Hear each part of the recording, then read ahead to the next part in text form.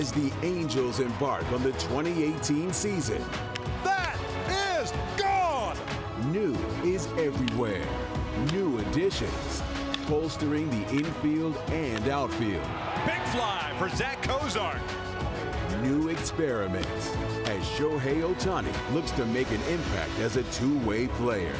Swing and a miss, one down.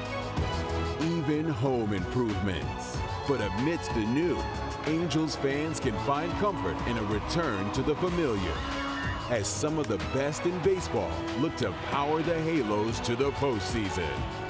Welcome to the 2018 home opener.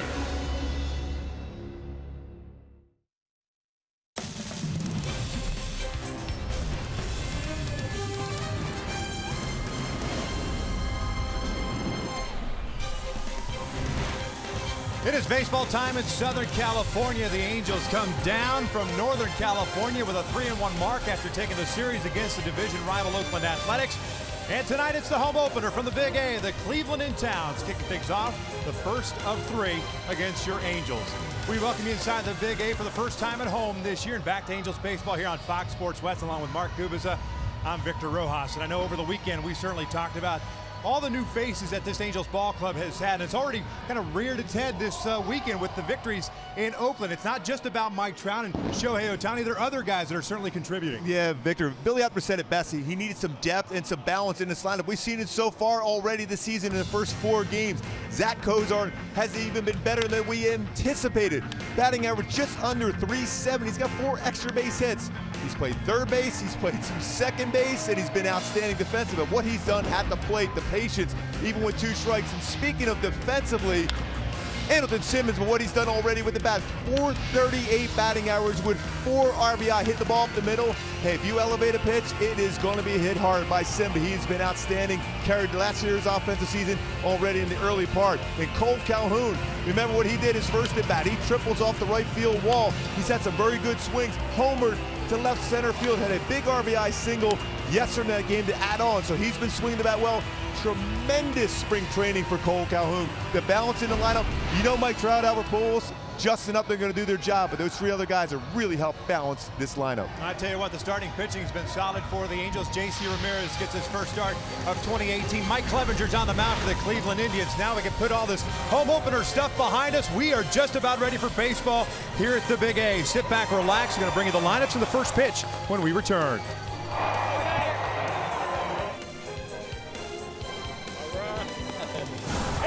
Drills it. It is gone, and the Indians win it. This one's got a chance to go. Gone! Big fly for Albert Pujols.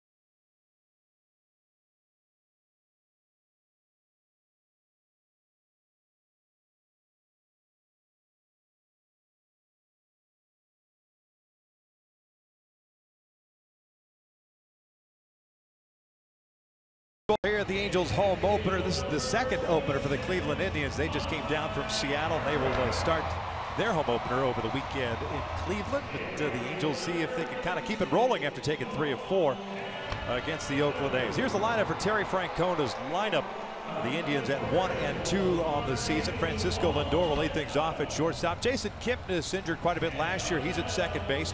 Jose Ramirez at third. Yonder Alonso, the former Athletic and Mariner, is now with Cleveland. He's at first base. Edwin Encarnacion at DH. Lonnie Chisenhall's in right. Yan Gomes behind the plate.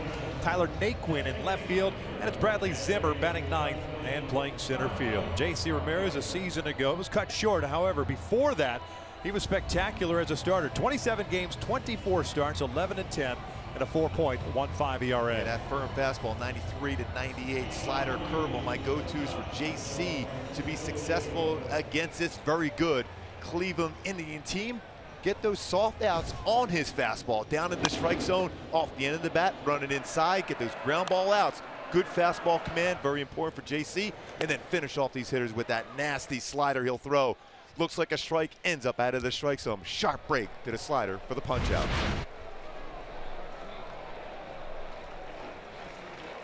Halos went winless against the Cleveland Indians last year at 6. Matter of fact, Indians with 11-game winning streak against the Angels. As the first one tonight is up and away for ball 1. Mark Wegner calling the balls and strikes. He's the crew chief. Jim Reynolds at first. Mike DeMuro at second. John Tumpain at third. Crew for this series. And there's a strike to even a count at 1-1.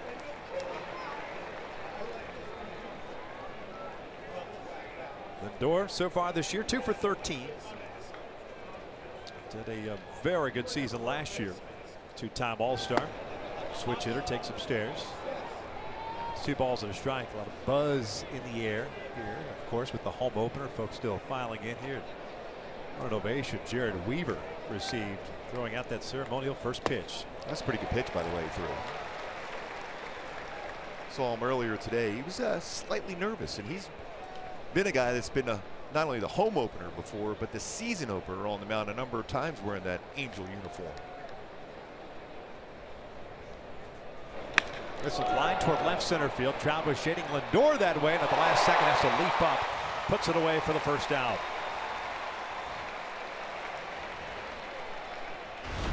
See that reaction by Trout. I said at the last second almost looked like he lost it, was still able to track it down.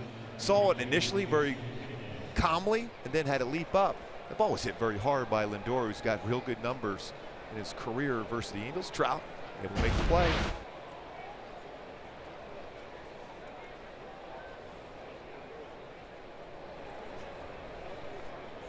So 1 out, nobody on, and here's Kipnis. Take a strike. Now 30 years of age. 3 for 11 to start the year. A breaking ball just misses outside. Good curveball. JC will throw his curveball more so to left-handed batters, the hard slider, and he could change speeds with that slider to right-handed batters.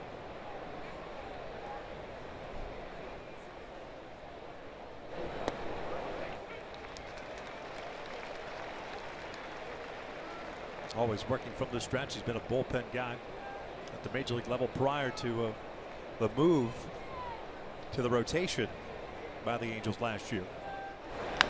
Bouncer toward first. Martes there. JC covering, 2 down. It's that soft contact on that fastball.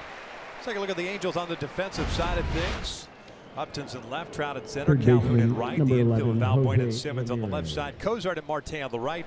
Martin Maldonado behind the plate. And Justin Upton out in left field. One of the 3 finalists going for the Gold Glove Award for left fielders last season. 9 outfield assists, which tied a career high he set back in 2015.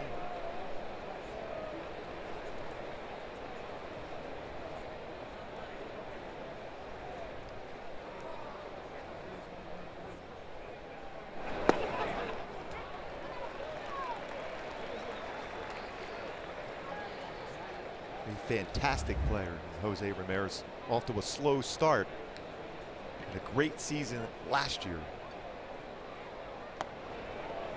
So on Twitter he kept saying, I will get a hit, I will get a hit, a number of different times. I promise. Get a hit after the series is over. Yeah, exactly. 0 for 12 so far. monster season he had last year. Ended up finishing third in the MVP balloting. .318 with 29 home runs, 83 runs batted, and he's just 25 years of age. Really solid hitter with 2 strikes. Very good hitter on outside pitches also.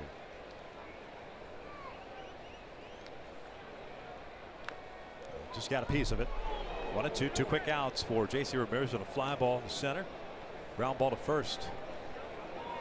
2 strikes last season. He was very good. We talked a lot about Cozart, very good with 2 strikes. Ramirez just a little bit better last year for Cleveland. It's pulled foul. The camera well down there. You might notice on the top part of the dugout on both sides, the netting, as with every team in Major League Baseball, has been extended. We're down toward the end of the dugout, the end of that camera well.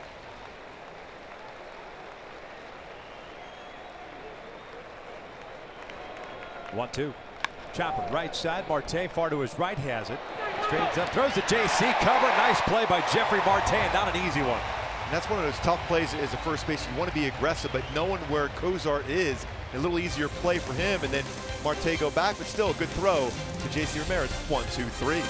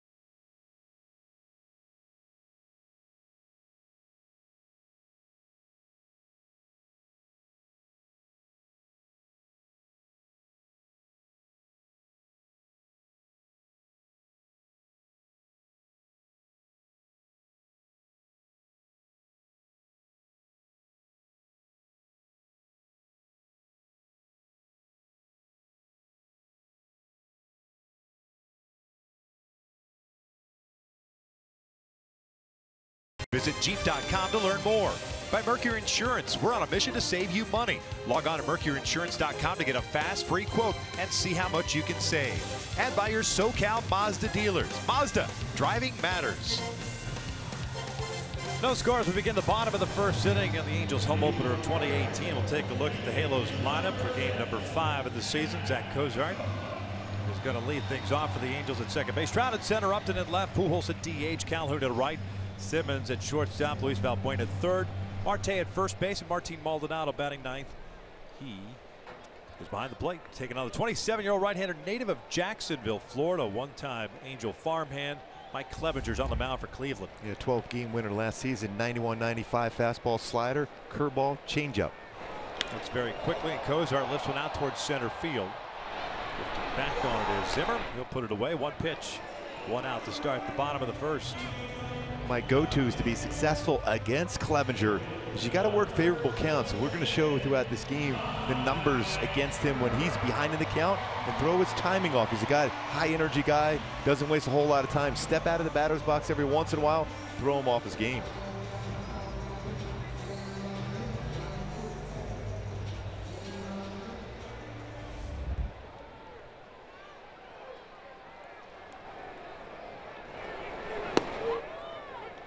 Travel looking to strike. Making it even 300 to start the young season. 3 doubles, a home run, 4 runs batted in.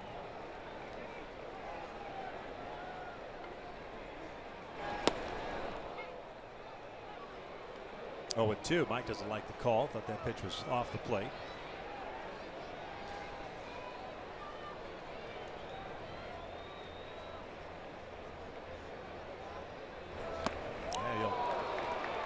Go down swinging on the high fastball. 2 outs. It's the one thing we saw up in Oakland for the pitchers against Trout. They tried to run that fastball either in or up. Clevenger, well located fastball here, 94, inner half of the plate, and elevated to get a swing and miss against Mike Trout.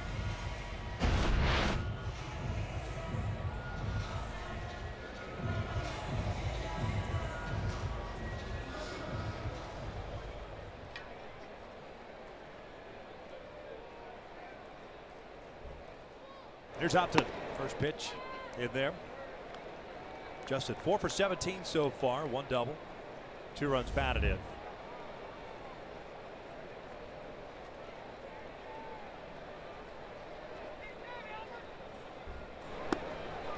Fastball from Clevenger just coming right after Angel hitters. Going to look at numbers against him last year. Batting average 265 versus his fastball, 167 versus his secondary pitches. This is not the situation you want to be in against Clevenger, being behind the count against him. Well, 4th round pick by the Angels in 2011 at a Seminole Junior College. They got traded to Cleveland in August of 2014 in exchange for reliever Vinny Pastano.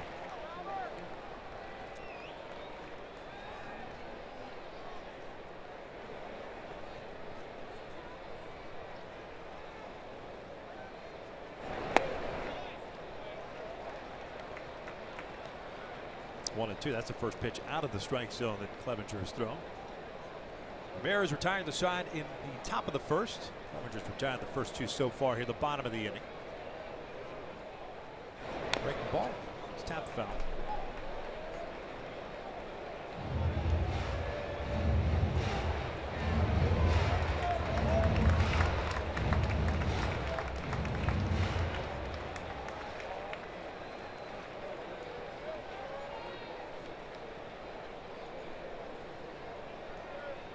Look at overall pitches. 47% of the time, Clevenger will throw an all-speed pitch or secondary pitch. There it was right there, hard slider in the dirt.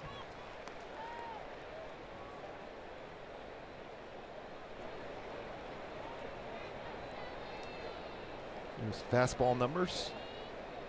265, 167 versus secondary pitches. That's why it's so important for him to get ahead of the count.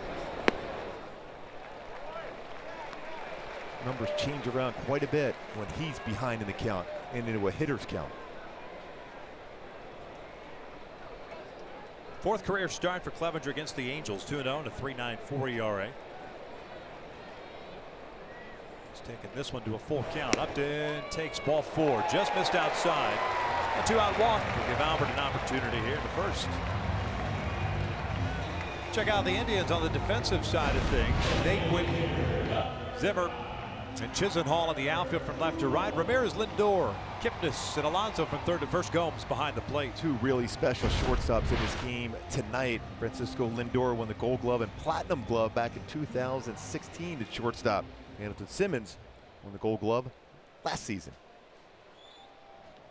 Both with great range. Lindor, a strong arm himself.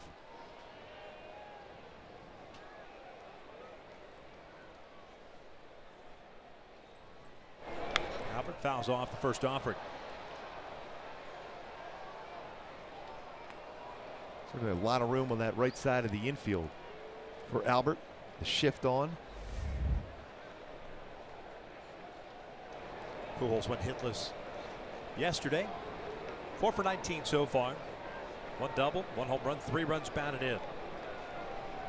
28 hits shy of 3,000.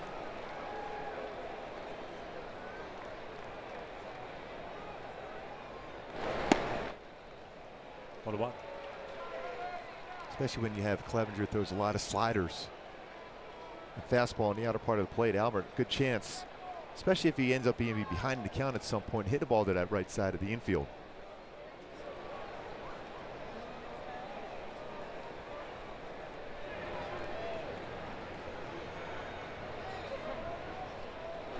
Breaking ball, it's popped up. Don Gomes gets rid of the mask. And the Angels are done here in the bottom of the first. But the second at the Big A. Angels home opener. No score.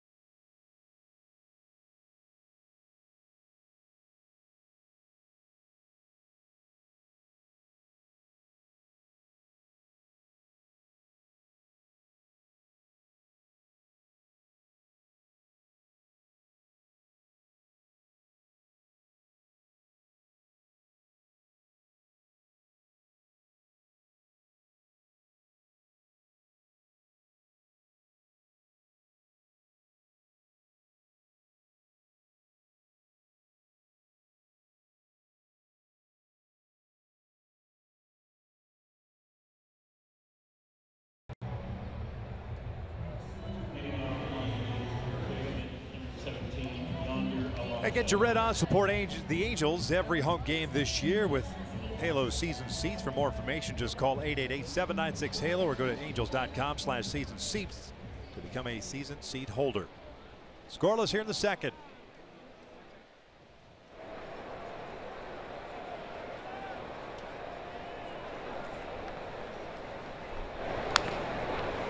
Yonder Alonso, Edwin Encarnacion, and Lonnie Chisenhall for Cleveland in the second.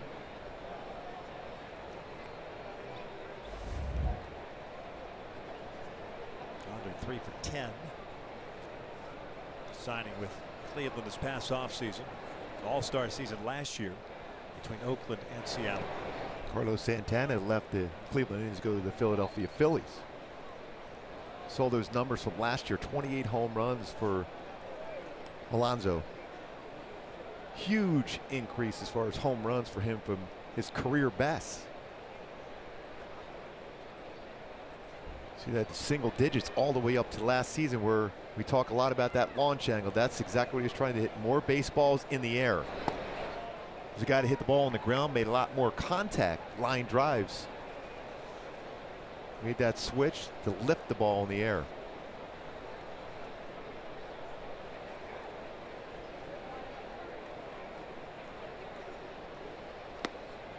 Three balls, one strike.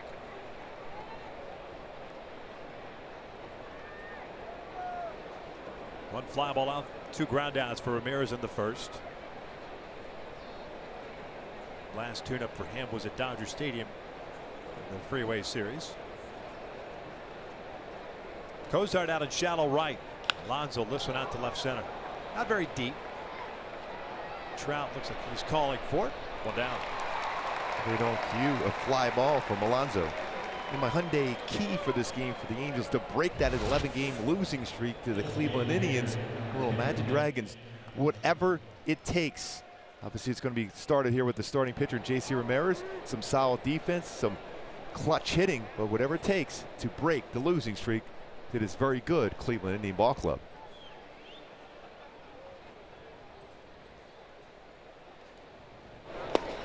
First one is in for a strike. Edwin Encarnacion, the DH. His second season with the Indians. 38 home runs, 107 runs batted in a season ago. And he'll hook this one down the line. Home run distance toward the corner, and that one is off the fence. It's a fair ball. Upton stopped running after it. He thinks it's a foul ball. Encarnacion on his way to third. He's being waved around. Upton airmails everybody.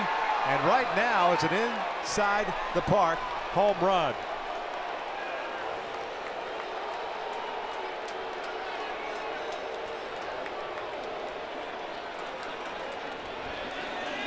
And that's, you got to give Encarnacion credit. He just kept going and going, waiting for that call, and he saw it called fair.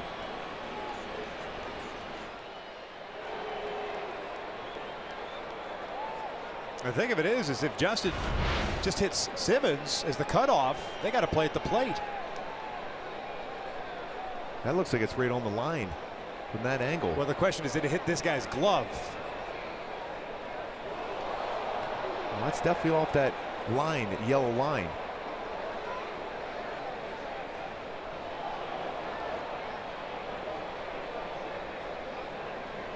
Wouldn't you know?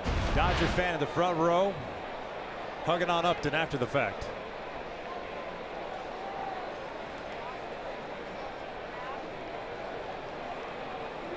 It is a 1-0 Cleveland lead. The inside the park home run.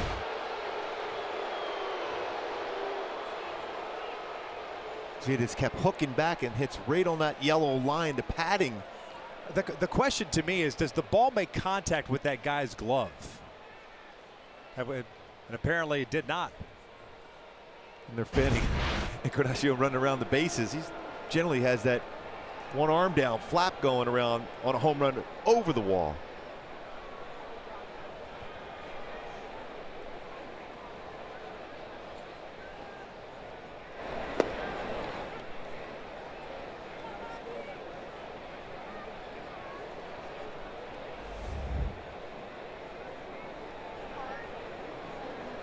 Lonnie Chisenhall 3 for 10. One out here in the second. 1-0 Cleveland. Goes his Encarnacion's third home run of the season.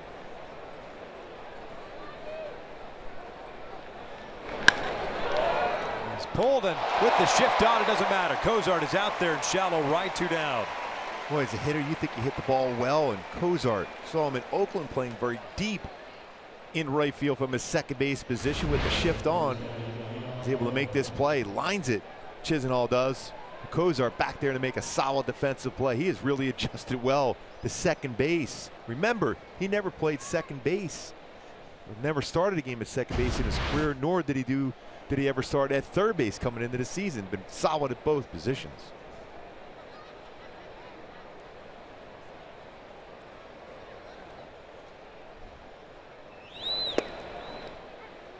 Don Gomes will look at a strike. So, by the way, that's the first inside the park home run against the Angels since 2009.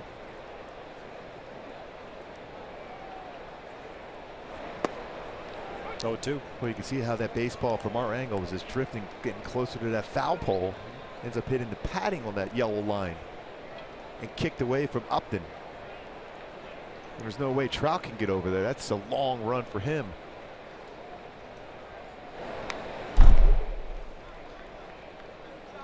A little too much to play on an 0-2 pitch from JC. It's the time you want to expand and see if you get him to chase that slider out of the strike zone we talked about as far as go-tos. Good opportunity to use one of those sliders now.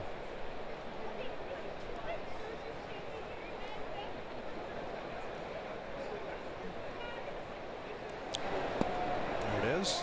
This is low.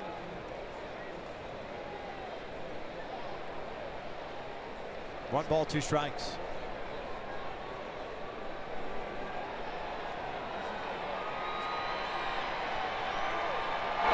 Got him. Fastball just blown right by him, but the Indians strike first.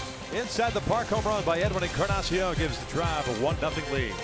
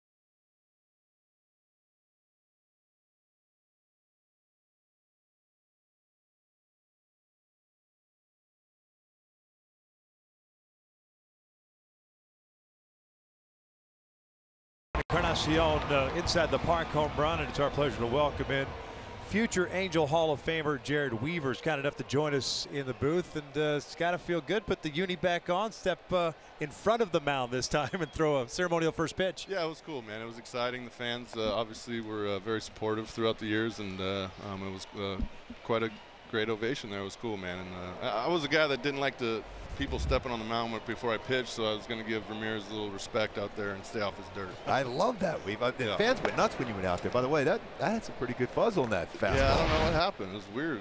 You were telling me you were going to throw a curveball in there. You snuck a fastball by him. Yeah, it was a game time decision. I decided to throw some heat, I guess. What kind of spin rate you have on that fastball?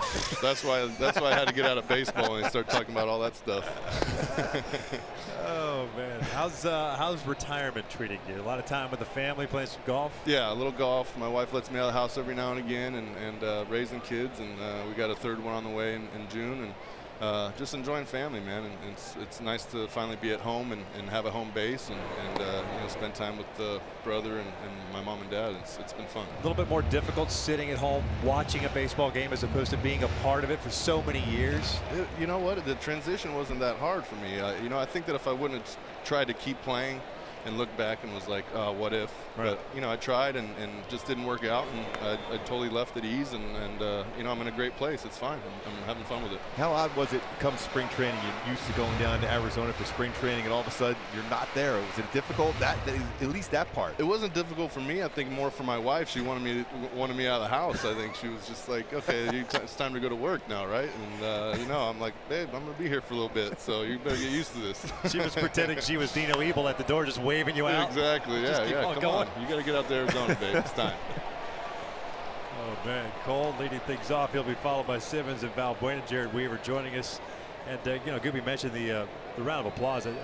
Probably the loudest that this stadium got today, and that's saying something. A home opener with all the guys being named and announced on the field. That you were already in the hearts of Angel fans, but I think most would probably say that press conference we had underneath the hats when you signed your contract extension, and I think you were asked about, hey, why'd you leave money on the table, and so on and so forth. You could have made so much more once you hit the open market, but your answer was great. It's like, how much more money do I need? This is where I want to be, and I think that cemented you. I mean, you were already there, but that really cemented you in the fans' hearts as one of the all-time greats. Yeah, I mean, it was something that was near and dear to me, wanting to stay here, and you know, they had you know, got talks going, and you know, I was a big believer in wanting to bring other guys in, and we did. We Hamiltons and the Pujols and you know, guys like that. C.J. Wilson we brought in, so you know, maybe we don't bring those guys in if you know, I end up getting more or whatnot, and that was a big thing for me too, is wanted to win, and I wanted to win here, and you know, if I had to take a little pay cut to do that, I was willing to do it, and you know, I'm gonna be okay. I'm gonna be be okay with what I got. So it was definitely the least I could do was to just stay here in my hometown. You know, so sure. Yeah, you're always popular amongst your teammates. How fun was that down there? Was anybody giving you any grief about going out there throwing that first pitch? Oh, they wanted me. Everybody was like, curveball, you got to throw the curveball, throw the curveball. And I was like, oh, we'll see what happens, you know. But Garrett Richards, he didn't have enough big enough glove out there for the curveball. Yeah, I'm sure he would appreciate you bouncing a curveball to him there, that's for sure. Everybody was telling me to spike the pitch, but I didn't want to get booed again. Last time I got off the mound, I got booed, so I'm going to stay away from the boos now. How much of the camaraderie, and really just being the elder statesman, and then, you know, having the Garrett Richards of the world come up, and you kind of passing along the knowledge. I know Gooby talked about it when he was a young pitcher, what he heard from like the guys of Dennis Leonard, then he became that guy. How much did you enjoy that part of passing along whatever information you had to the younger guys? It was great. I mean, you know, I had obviously John Lackey here when I came up, and he kind of took me under his wing and showed me the ropes, and kind of took my competitiveness to another level. I mean, obviously John is the ultimate competitor, and got to see how he kind of went about his business, and kind of, you know, he kind of worked me in, and it was kind of cool to have the, you know, the torch passed to me, and be able to work with guys like Garrett and Tyler and Andrew Heaney's and stuff like that. So it was fun, and I had a good time doing it, and you know, we still have great relationships to this day. We text. Me and Garrett were just texting the other day about pitching and stuff, so it's fun to, you know, keep in contact with those guys and kind of follow where their career takes them. And speaking of that, your brother's pitching coach at Oaks Christian. Has he brought you over there to help out anybody at all yet? No, they got a pretty good dream team over there. Him and Royce Clayton, and I think they brought in Dimitri Young for hitting and stuff. So they got a dream team over there. I'll stay out of their hair, but he's having a fun time with it. I know that, and you I'll try to stay away from that. It's almost like Chaminade when Gooby's coaching over there. Yeah, right. Almost the dream team. Yeah. We're both dreamers, that's for sure. Me and you, Weave, that's for sure. Yeah. Hey, you mentioned your brother. Where did that competitive nature come from? I mean, is that something that came from mom, dad, or just kind of evolved as you guys were athletes? I mean, because you guys on the mound, and I know Angel fans will certainly remember. We certainly remember Comerica Park against the Tigers. I don't know what you're talking about. I mean, that does you and Gooby was kind of that way too. Once he stepped across the line to be on the mound, he wanted to dominate you and maybe even make you look silly. And that's that drive.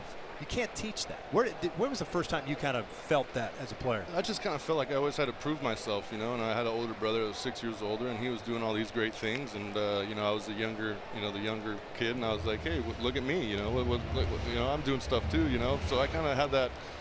I wanted to be better than he was type friendly competitiveness through the family, and then just kind of built from there. And then I had a little success in college and kind of got a little cocky, I guess you could say, and I had to learn how to tune that down. But just the competitiveness I think has always been around my dad, and just playing ping pong around the house, or pool or whatever. We always had competitive fun in the house, and I guess that's what led out to the field.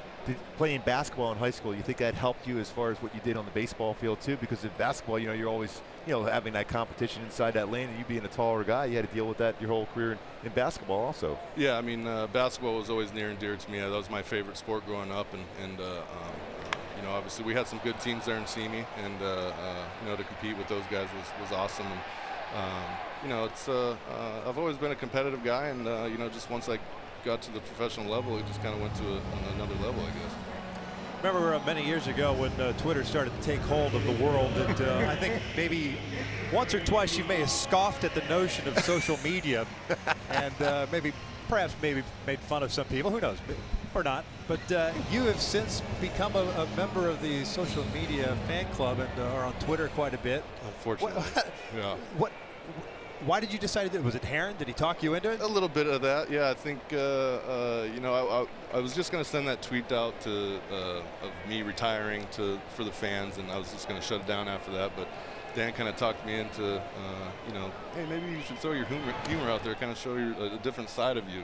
Everybody sees this fierce competitor. I have a goofy side to me too. So, just messing around with the fans, and it's fun when they don't think you're going to respond back to them, right, and then they kind of backpedal on what they say, So it's fun to kind of mess with them, but it's been fun, and I'm having fun with it. I don't remember or recall we had a conversation when the Rams played the Eagles this year. You were at that game, weren't you? Did you go to that? Did anybody win? Who won that game, by the way? Well, we don't live in the past around here. You know what I mean? We turned the page, right? How many times did you hear that? Yeah, we turned the page. We turned the page and we move on. Yeah. Hey, we're making strides to get to that next level. There you go. I mean, that defense is going to be ridiculous next year, so I'm excited that's true. about that. That's true. We'll give you your championship. That's fine. Trotty, I'm sure, mentioned that. I haven't heard from him at all. No, not yet, right? No. Oh man. Well, just be careful with Twitter, as you know. It's almost like being out in the Serengeti. It's just one of those things that you definitely want to stay out of the Serengeti. We definitely don't want to. No doubt. Definitely out of the Serengeti. That's no bueno. No bueno. Tell Heron that means that not too. good in Spanish. I'm getting good at this stuff. Well, you got plenty of time to learn some Spanish. A lot of free time now. Yep. Yeah. Rosetta Stone. I'm on it. On it. Yep. All right. Well, I know we're going to eventually have after the first Angela gets back, a ceremony for you on the field to finally, one of these days, if not this year, induct you to the Hall of Fame here, the Angels Hall of Fame. Is there a part of you that wishes that you had signed a one-day contract and put the union? I mean, did that ever? See, I don't know how that stuff works. Everybody's been saying that on Twitter, right, like a one-day contract, and I'm like, but you'd want to pitch. Do they have to yeah, I know. I want to pitch on that one day. You know what I mean? Throw a bullpen, at least. Yeah, at least, No, don't throw a bullpen. Don't waste it down in the bullpen. Just go right to the mound. No, I would love to do that. It would be great. It's I don't know how, like I said, how that works. If they have to come to me or I have to go to them, but maybe one of these days we'll figure that out. How cool was it when they asked you to throw out the first pitch today, home opener? That had to be pretty special. Yeah, it was cool. It was leading up to it, it kind of got emotional, and we were kind of driving down here with the family today, and my wife was kind of talking, and you know, just kind of reliving some of the cool moments that we went through, and you know, it was great. It was nice for the Angels to have me out here, and it was awesome to have the, you know, ovation from the fans, for sure. Yeah, brought your son out there too. That had to be pretty cool. Yeah. I mean, you know, obviously, I think a lot of people know he's named after Aiden Hart, and for him to come out here and share that with me was pretty cool. Even go back to the time you threw the no-hitter with your family here. How amazing was that when you threw your no-hitter here and to be able to share that with your family? Yeah, it's I actually watched the no-hitter for the first time the other day. It was the first time I've ever sat down and actually watched it. And hey, you did a pretty good job calling that at the end there. That was nice. It kind of got some goosebumps on the arm and everything. Yeah, it was Appreciate nice. it, man. Yeah, Appreciate so it was good. So it was awesome to have that moment with my friends and family and everybody there, and get to share it with them on the field afterwards. I mean, that's why I stayed here. So you can't, like I said, you can't put a price on that kind of stuff. And that was awesome. We were just talking about that no-hitter the other day, because we were talking about third baseman. Yeah, starting third baseman. Trumbo was the starting third baseman, and stayed, you know, there. I mean, that wasn't his natural position. Yeah. I remember he fielded a bunt too. He had to come in on a bunt. He had a couple fly balls over him. And there was one ball. I think the only ball that really was scary. Forget the left-handed hit. Parmalee hit a ball down the left field line. It was just foul. Other than that, it was. Yeah. I mean, it was smooth sailing. I thought that, to me, that was the coolest part of it, is that hometown kid, hometown team, and to do it here. I mean, the stars aligned, right? Yeah, absolutely, yeah. absolutely. And then have the entire family with you too. Yeah, exactly. It was a cool moment. Definitely never forget that. That's for sure. They checked Simmons at first base on the tag. Oh my God! You got to play up here. Dang it. I know you always love to field your position out there, didn't you? No, I didn't. I just let that. The middle infield. We had good middle infielders. We just let them do it. You know what I mean? Gooby, Directed traffic. Yeah. Gooby always swears that pitchers are the best athletes on the. Am I right or wrong, Weave? Absolutely right. Yeah. Thanks, Weave. There you go, all the way. Great. Yeah. How come you never threw the ball to first base this way, and it's always underhand? I was scared to throw it in the seats. The closest I could get to underhanded, I was more comfortable doing that. It's funny how that works. Chopper toward the middle. Kipnis have to go to first. We appreciate it, man. It's always great. It's been fun. It's been too long. I mean, you got to stop by whenever you're in town. I keep texting to say to go play golf over at Northridge. For some reason, it doesn't work anymore. We're going to work it out. We'll get there. Bring your wallet here. Thanks, brother. Good to see you guys.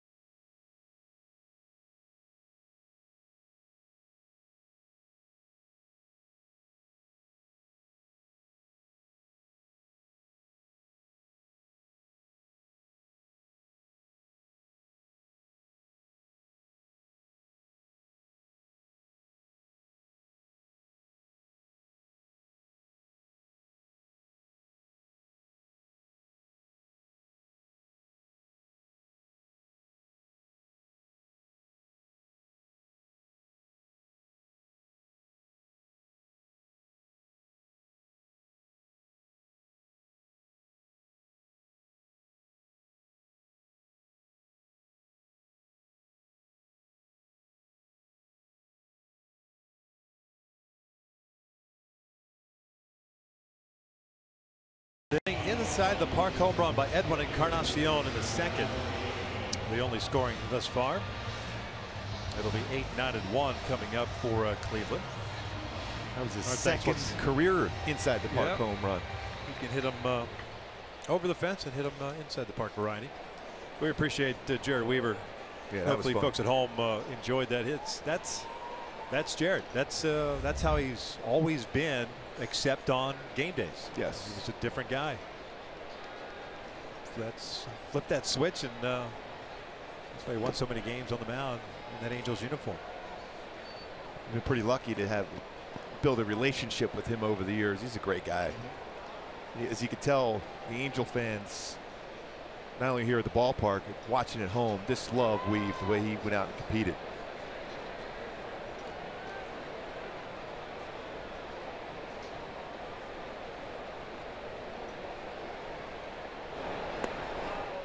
No balls, 2 strikes on Naquin, the left fielder.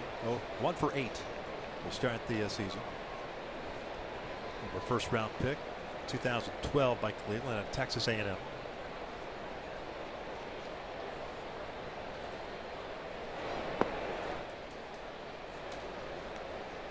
Remember a couple of years ago, it's really good on off-speed pitch. Had a tough time on fastballs, especially upper part of the strike zone. Firm fastballs.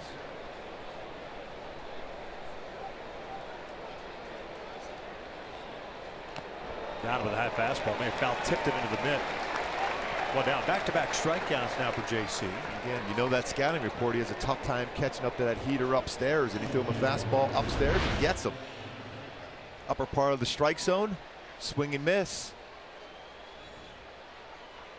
Good execution of that fastball and good game plan there by Martin Maldonado behind the plate to realize that he's had a tough time with that high fastball. It gets by him. There's Bradley Zimmer. First pitch swinging. Chopper. Marte's been busy today. And Zimmer's got speed. 6'5". He can run. And he picks up an infield base hit. He's got those long strides, and he is fast.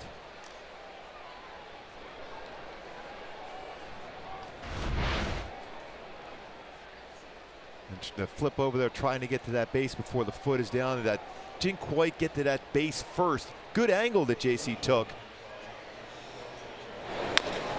But Zimmer reels that that's a great chance of getting an infield hit. And stride down there, quick stride.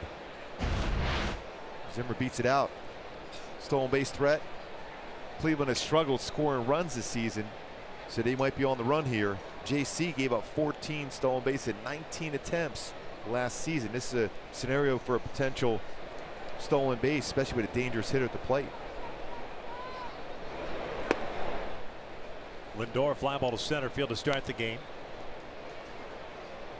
Zimmer had 18 stolen bases last year.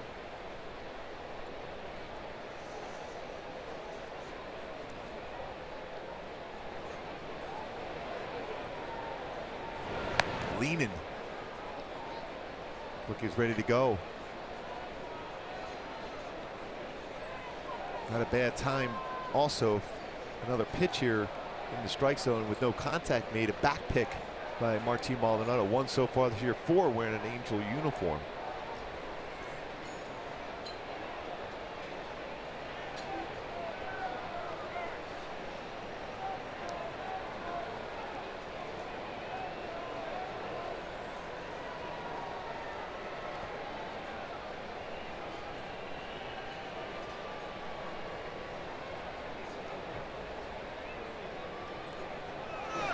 Takes off. Not going to get it. That was an off-speed pitch, too. Huge jump.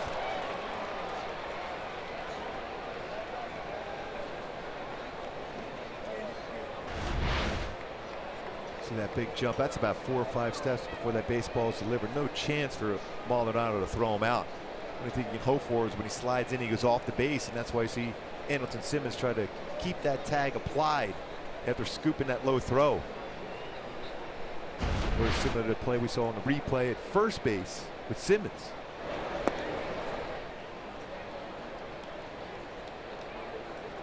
Three balls and no strikes. Lindor with 33 home runs last year. 89 runs batted in, career high for both.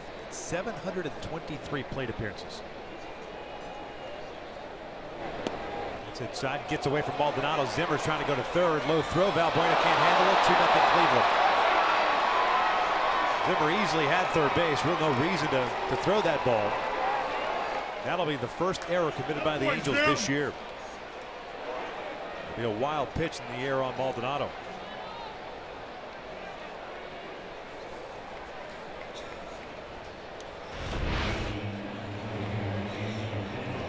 Pitch just gets away from Maldonado. Thought he had a shot at it, but it's a wide throw.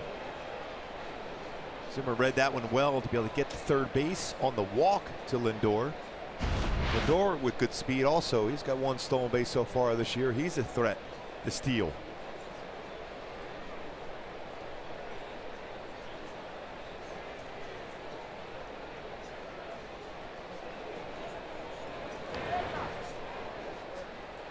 They're calling it a pass ball and an error. A double whammy for Maldonado.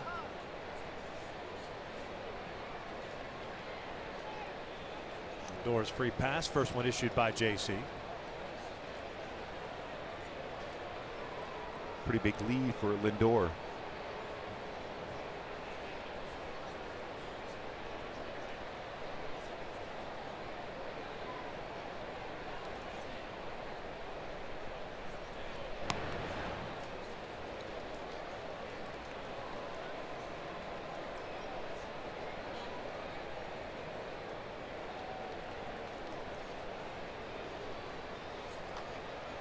$15 stolen bases last year for Lindor, has one this year. Kipnis looks at a strike. 0 for 1. A ground ball to Marte in the first.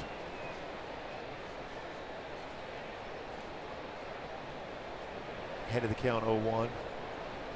Scioscia has an option now for a pitch out 13 feet. That's pretty big as far as a lead, and he's going. Kipnis lifts one out to left. Upton has it. They deked Lindor into sliding, but that ball was up there too high for him. Have a play at first base. 2 down.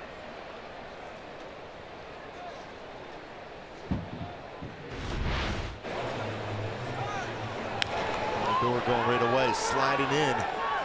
See Anderson Simmons as if the throw is going away from the second base side of the bag. But too high. All important second out though. Lindor's been known to do that very well himself. Another big lead. Generally, we've been seeing anywhere between 11 and 12-foot leads. This 13-foot lead so far for Lindor. That's out toward left center field, tailing back toward Upton. He'll squeeze it for the third out. Squared up by Jose Ramirez. Doesn't get anything out of it. 2-0 as we head to the bottom of the third.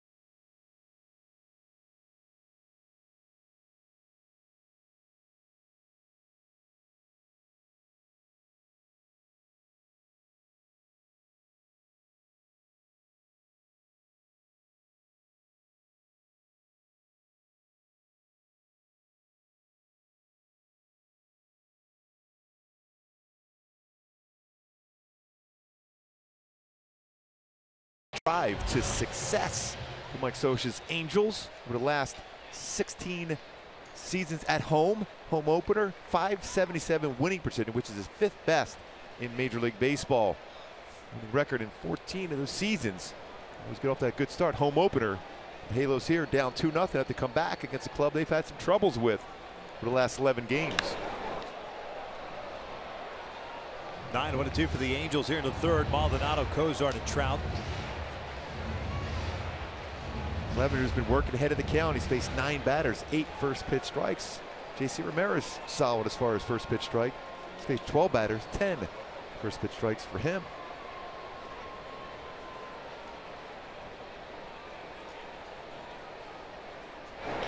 Chopper, glove by Clevenger. 1 away. 2 base runners allowed by the Indians right-hander. A walk to Upton in the first, single. Infield variety in the second by Simmons.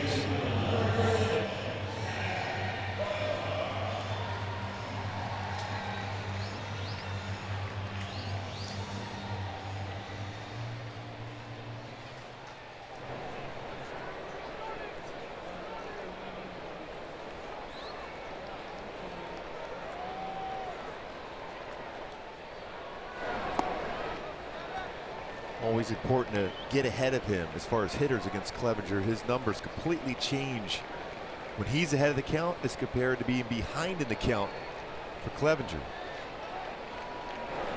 Cozart saw 1 pitch in his first inning at bat. Skied 1 to center. Off to a terrific start with the Angels. 368 to start. 7 for 19. Breaking ball looped down the line. That is a fair ball.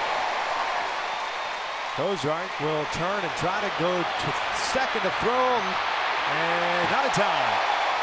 A little bit off target. Naquin's got a pretty good arm, and if that throws on the bag, I think Cozart's in a little trouble. Yeah, he charged that very well too. Just a little bit to the shortstop side of the base. Cozart turned on the afterburners. We talked about he doesn't steal a lot of bases, Zach Cozart, but he is a very good base runner. He's able to slide that inside part of the base, a longer tag for Kipnis, and he gets a hand in there before the tag is applied. That was important where he went on that base. The back part of the base makes it a longer tag for Kipnis. Couldn't get the tag down and was able to hold on to the base. So Trout comes up with a man in scoring position, 1 out. Trout saw 3 pitches in the first and went down swinging on a high fastball.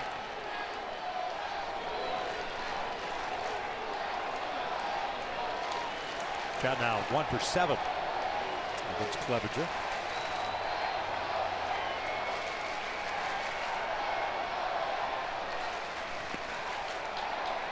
Well, you would think with that high leg kick that Clevenger has, he would be susceptible to stolen bases, but he only allowed 4 stolen bases against him in 14 attempts.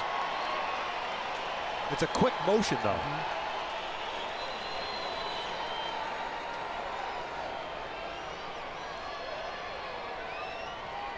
Slider away. 2 balls, 1 strike. Certainly a fairly violent delivery. Yeah.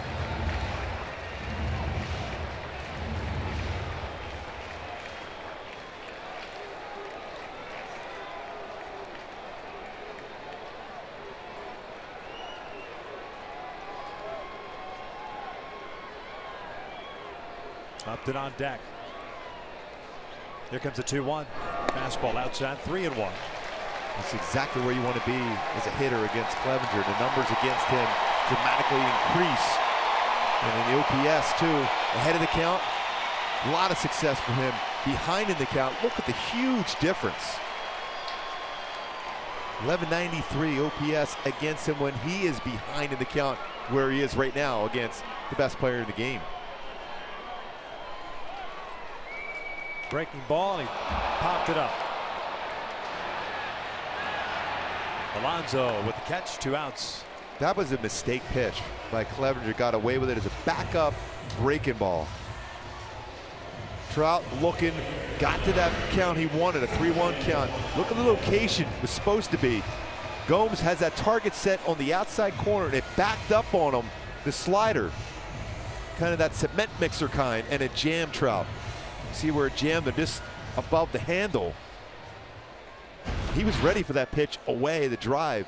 Backed up on him, jammed him. Upton, a base on balls in the first. So no official AB for him.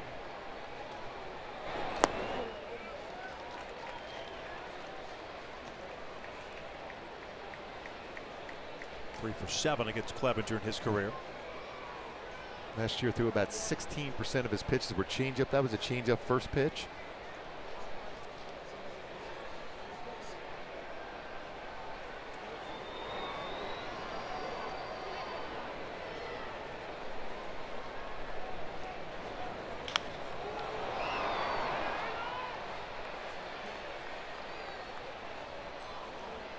So a lot of his pitches, Victor, on the lower part of the strike zone. Fastball, both sides of the plate. He can elevate his fastball, but his slider and curve and change, generally lower part of the strike zone, drops his elbow to create that upper part of the strike zone type fastball.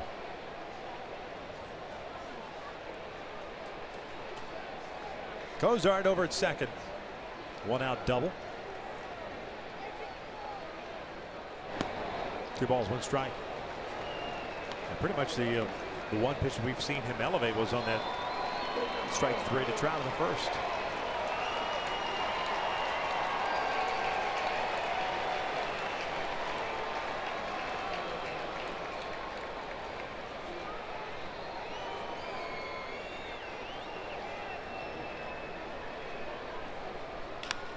That jam flares went out to center. Zimmer playing shallow is there.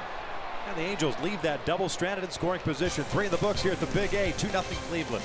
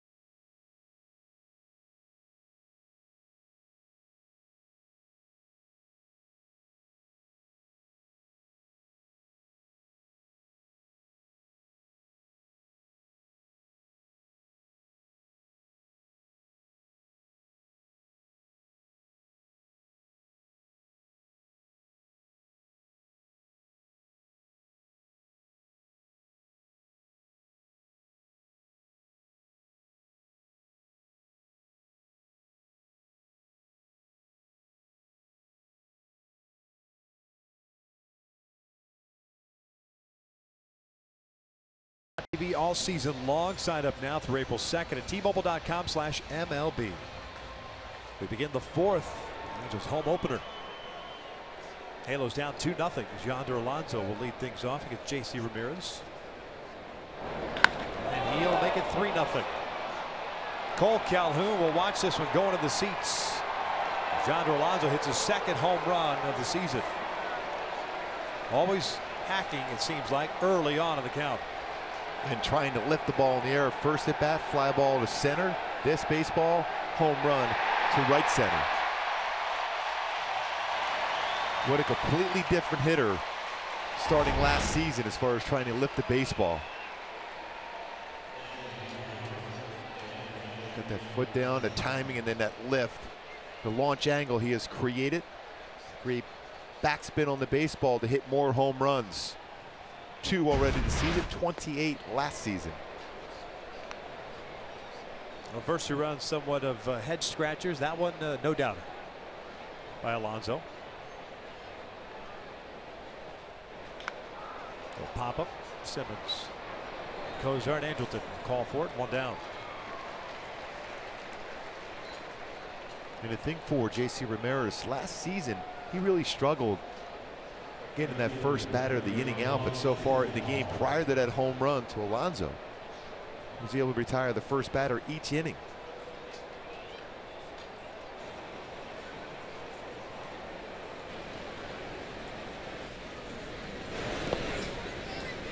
One out for Lonnie Chisenhall. Right fielder lined out to Zach Cozart. Shallow right field. And we've seen some shifts put on as far as the Angels defense is concerned. Cozart might be about as far out as we've seen a second baseman play. We saw that in Oakland too. And you can see exactly where he is located.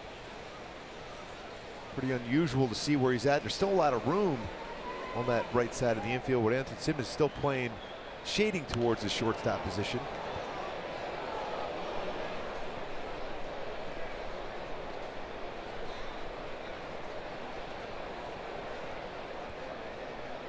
Chisenhall, one of several first-round picks in Cleveland in their lineup. You see the defensive alignment. It's a couple times in this game where Maldonado's had a tough time with that fastball. When he's setting up away, he wants the fastball away from JC, and he's overthrown and is cutting in off the plate to a left-handed batter. Saw it to Lindor, saw it there. What that tells you, he's not getting on top of that pitch. Tonight his second career start against Cleveland. The other came July 27th last year. 6 2/3 and now 5 hits, 6 strikeouts, allowed 2 runs.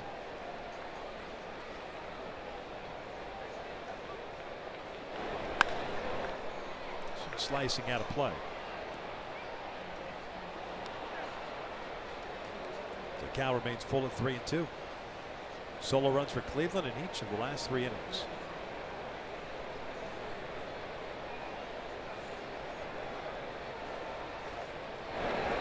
Pulled. Marte can't glove it. Off the glove on a ball that may have been caught, or should have been caught. Cozart, because of his positioning, able to get there and hold Chisenhall at first base.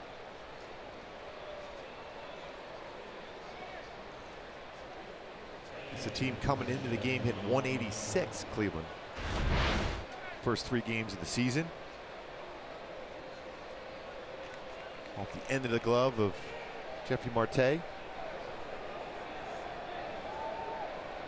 Backed up perfectly by Cozart to keep a double play in order. That's something that JC got a lot of last year. 19 double plays turned behind him. As that ball was going down the warning track, Sandy Alomar Jr., the first base coach, signaling right away to Chisenhall not to go anywhere. Cozart, of course, with a good arm. There's Sandy. Great catcher that he was. And he will make a great major league manager. Hopefully someday soon. Hopefully. Deserves it. 6-time All-Star. Remember at one point hit number 9 in the Cleveland Indian lineup. That's how scared that lineup was at one point.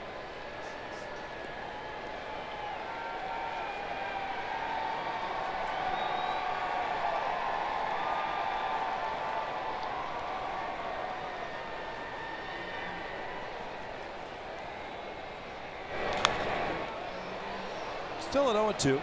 Gomes struck out to end the second.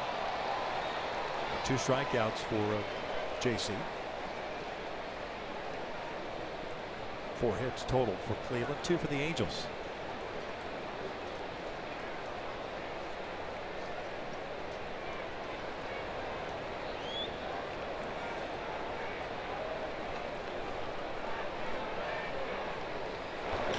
Line toward right field. Cole was shading toward the foul line.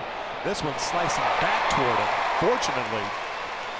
Otherwise, we're talking about splitting the outfielders. Yeah, that's a right-handed swing there, so the ball's going to tail back to you as a right fielder. Good read there off the bat by Cole to run that one down. A little bit too much of the plate on an 0-2 count. You see how that ball's drifting right back in the cold, but it's that good angle he took to run that one down. Off the bat, looked like it could have been trouble.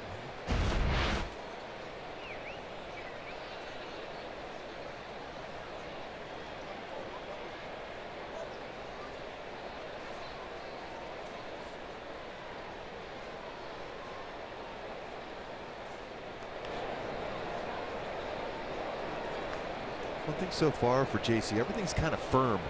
Hasn't utilized that slow curveball as much since that early part of the game.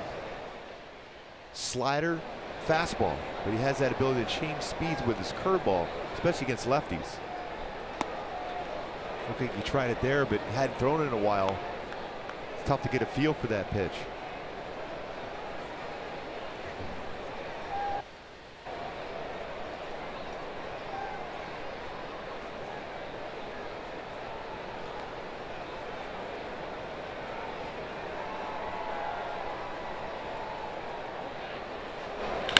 Out toward right, center field, hit well. Cole will watch this one go. A two-run blast this time.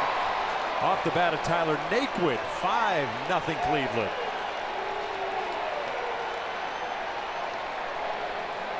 Second home run allowed by J.C. Ramirez this inning.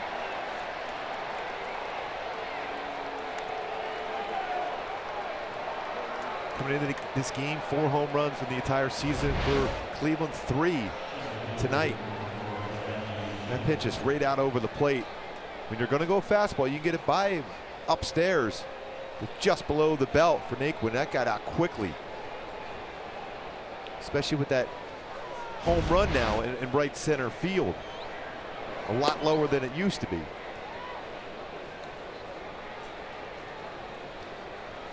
Naquin's first extra base hit of the year, just his second hit of the season. Here's Brad Zimmer. Infield base hit in the third inning. Stole second, went to third on the pass ball, and scored on the throwing error by Maldonado. It's the first home run for Naquin since August 19th, 2016. He only played in 19 games in the big leagues last year.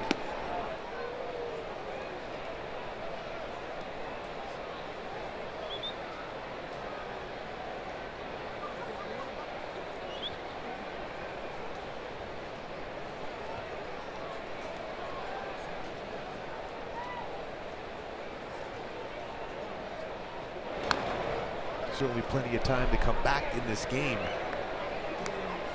Bullpen for Cleveland a little bit different. Brian Shaw, Joe Smith, no longer part of the Cleveland Indian bullpen. Still pretty deep at the back end of it. But Clevenger's been throwing the ball very well so far. 2-2. Down goes Zimmer, and that'll do it for Cleveland here in the fourth. Although they strike for 3 on 2 home runs. Solo shot by Alonso. 2-run blast by Naquin. Angels down 5-0.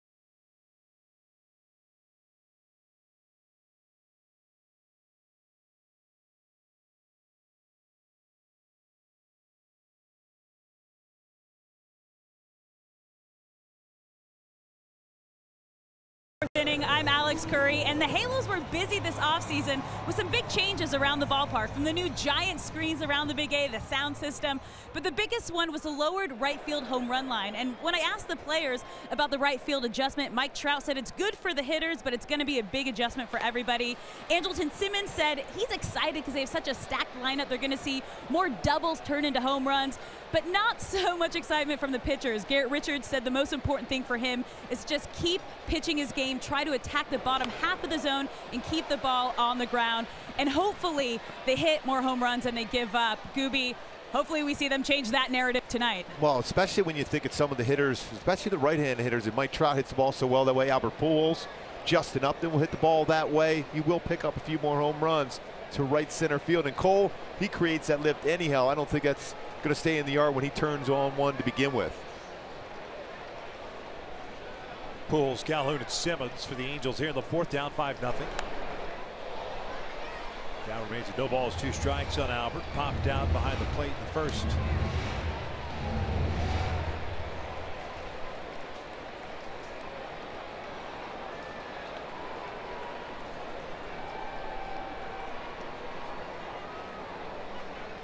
Down goes Pujols. 1 away. 3rd strikeout for Clevenger. The Angels have just not been able to solve the right-hander. And another pitch, lower part or below the strike zone, a changeup. See the grip. And then the follow through with that all-speed pitch, turned over that changeup. If Albert makes contact at all, it's going to be pulled foul. Look at the lowest, 7th lowest percentage of pitches in the strike zone is 44.2% of his pitches are actually in the strike zone. So his goal was to get you to swing at non-strikes, and he was very good at it last year.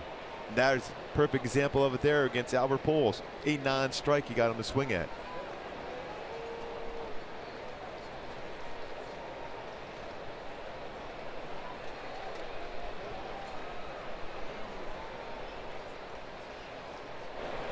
Cole struck out leading off the second, 0 for 1. A triple home run, 2 RBIs so far for Cole on the season.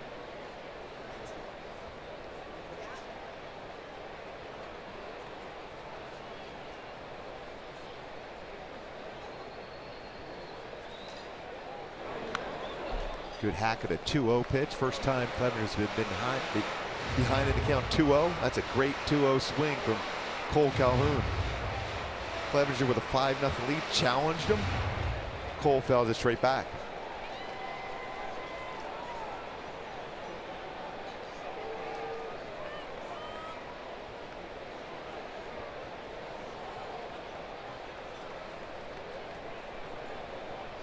Shift on with Cole to play. Cuts with this one, 2 balls, 2 strikes.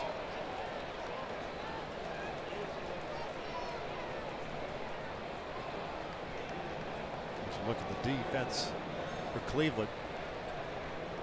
Halos just trying to somehow chip away a little bit. They did get a 1-out double by Cozart in the 3rd, but left him stranded there. Now the 2-2. And Clevenger's pitching into his defense, staying on the inner half against Calhoun with the shift on 3 on the right side of the infield. A lot of room on the left side. If there was that little sinker or changeup away, Cole can hit a ground ball down that 3rd base line. But Clevenger's staying inside so far. Going back in. See, Cole trying to punch it that way. A changeup, pretty good changeup.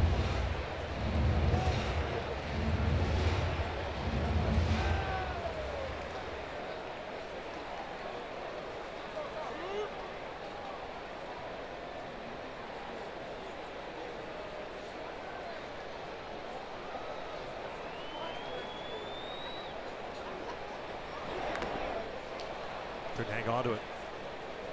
Fouled off the glove. 3 strikeouts, 1 walk, 2 hits allowed for Mike Clevenger.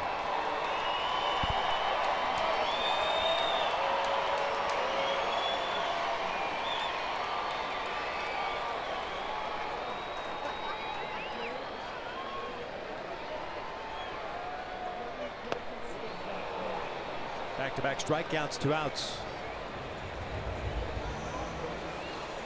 Hey, join your Angels on Tuesday, April 17th. As they take on the Boston Red Sox at 7:07. Fans in attendance will receive an Argyle blanket, courtesy of Thermador, while supplies last. For more information on that blanket, just go to angels.com.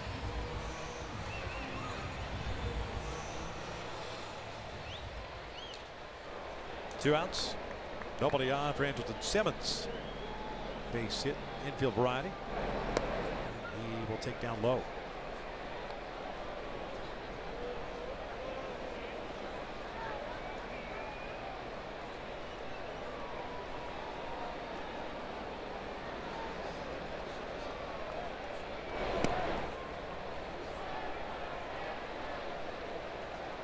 .65 pitches for Clevenger. He's been in control from the get-go.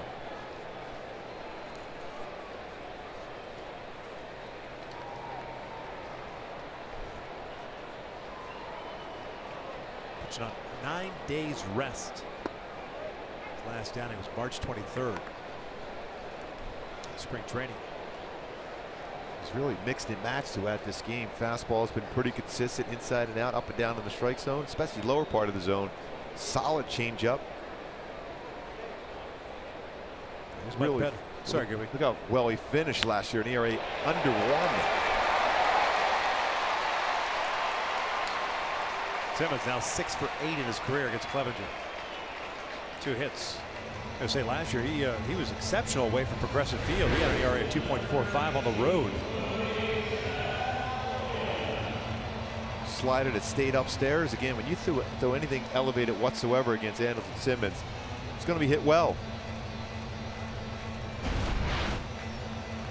And Valbuena here, first pitch swinging more than likely, looking for something to drive in the air.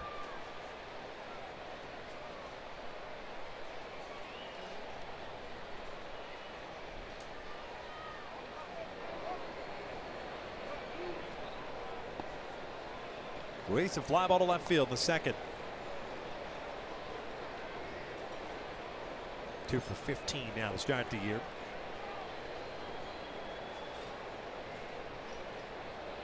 Cleveland Indian for a brief time.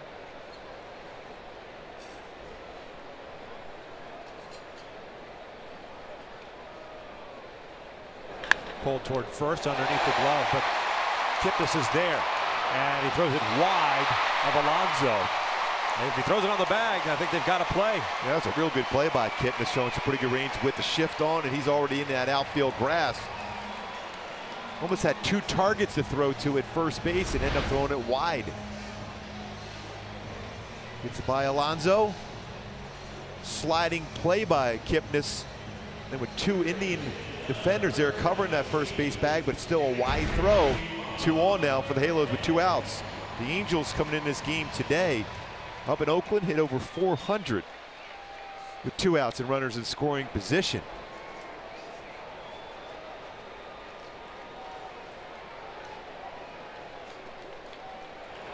Jeffrey, a ground ball to second base. Second inning, he's 0 for 1.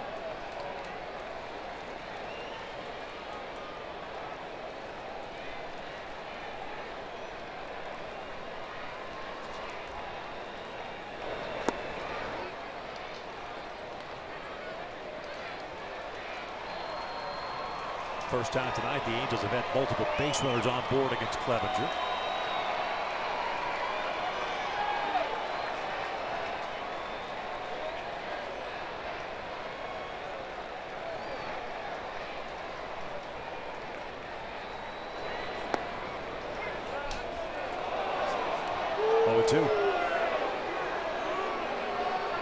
And lower part of the strike zone once again for Clevenger. It's the 6th time tonight Clevenger's gone to an 0-2 count, or started a batter with an 0-2 count.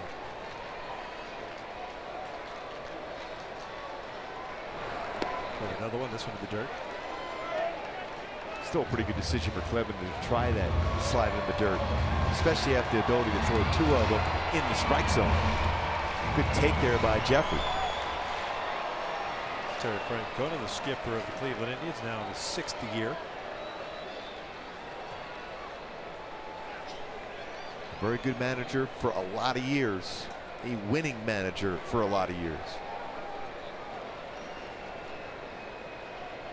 Simmons at second, Valbuena at first. You see what when he tries to elevate, he'll drop his elbow to make sure he doesn't miss down. Good take again by Marte.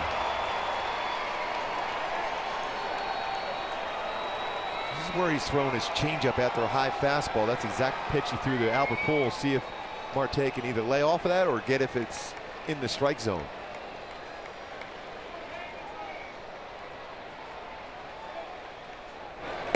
Goes fastball away.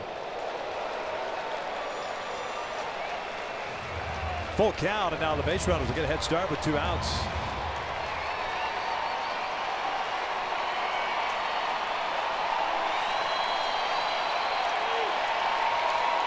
Cleveland's up 5-0. We're at the bottom of the 4th.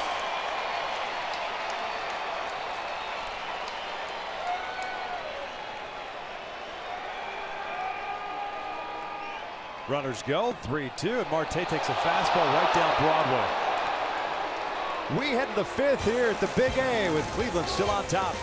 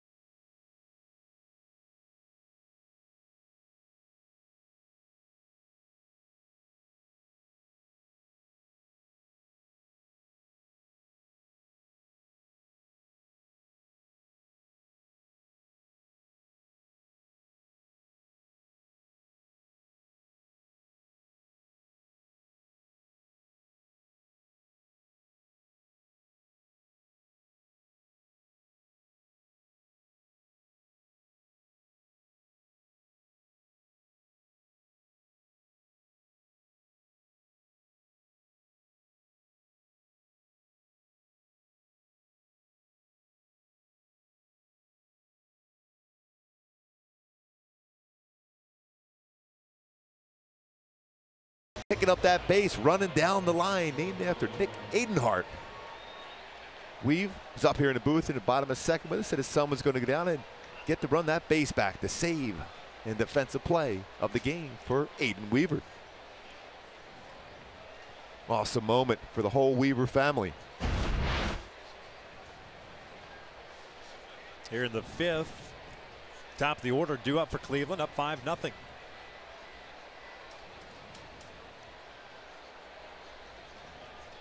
Francisco Lindor 0-for-1. Walked his last time up. The only free pass issued by JC. The long ball tonight has snuck up on him. 2 in the last inning. The first one an inside the park home run in the 2nd. And that's out to deep right field. Cole has been busy back there. This one a little too much topspin. Stays in the yard. Nabbed by Cole for the first down. And JC last season gave up 21 home runs.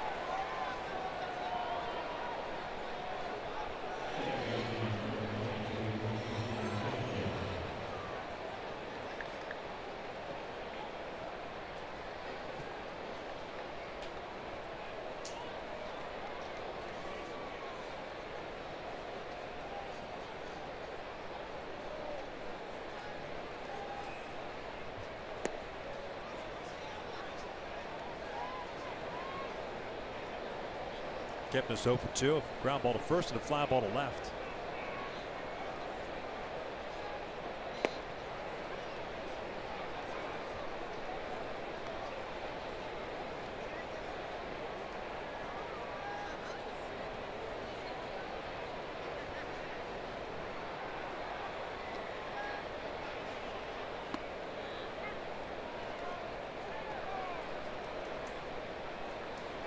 First man up in the Angels pen, Jose Alvarez. There's something you've seen tonight from JC? Not consistency with his velocity on his fastball, though. You know, we're talking about being 93, 98. Kind of at times I thought his slider flat and mislocation with his fastball. He had a really solid spring. That last game out against the Dodgers, the release point wasn't as consistent as we saw in spring training down in Tempe. Touched 96 in this game, but when he's on his game, he's up 96, 98. And not that quite that life on the fastball, lower part of the strike zone.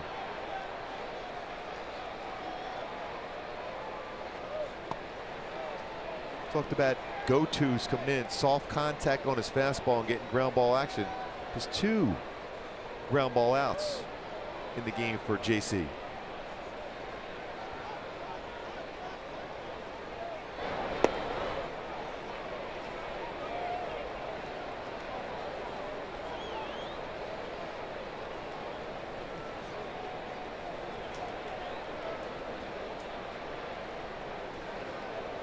Two balls and no strikes. Getting the first 2 outs. Ramirez 0 for 2 thus far.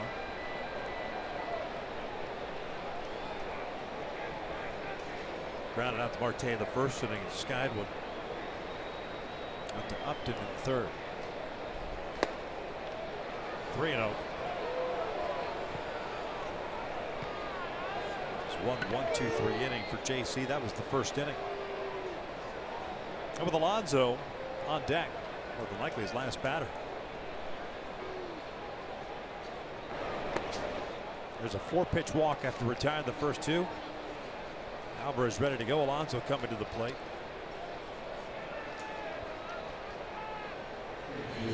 Agassi from Jose is ready to go.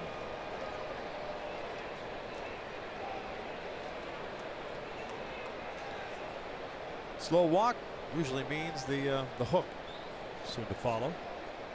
Yeah, the conversation there to give Jose a few more throws down the bullpen. And there comes Sosha. That's a quick signal. That's going to be it for JC Ramirez. First start of 2018. A shaky debut. 5 runs allowed and responsible for the man over at first base. Pitching change here at the Big A, the first of the ball game. 5-0 Cleveland.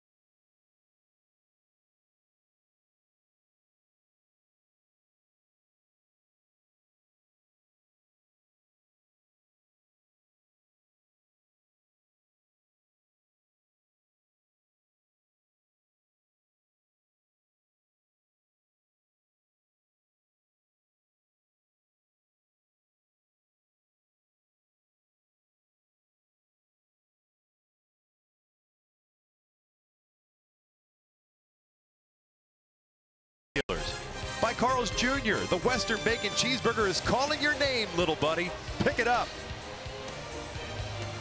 5-0 Cleveland on top here in the 5th. Ramirez done after 4 2/3. He'll give way to Jose Alvarez. Left-hander trying to get the left-hander Yonder Alonso. Alvarez has pitched in 2 games thus far. 1 inning, 2 hits, 1 strikeout.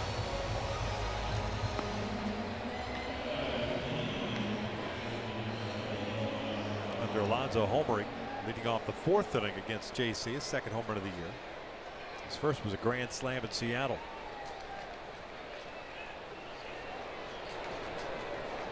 Always known to be swinging at the first pitch. We saw that his last at bat and throughout his career.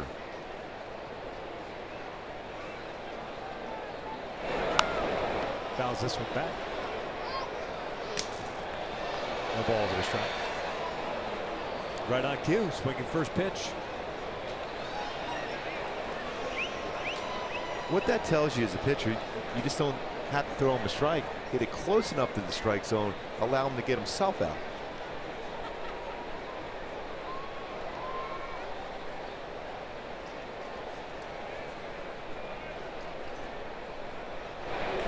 Hit to the left side, Simmons backhands it, jump throw to first base, gonna get him. Wow. What a play by Anderson Simmons, who was shading Alonso up the middle. That's a long throw, and knowing he's going to be able to throw that skip throw over the first base for the reigning Gold Glove winner as shortstop. The range, the jump, and then the throw to get him at first.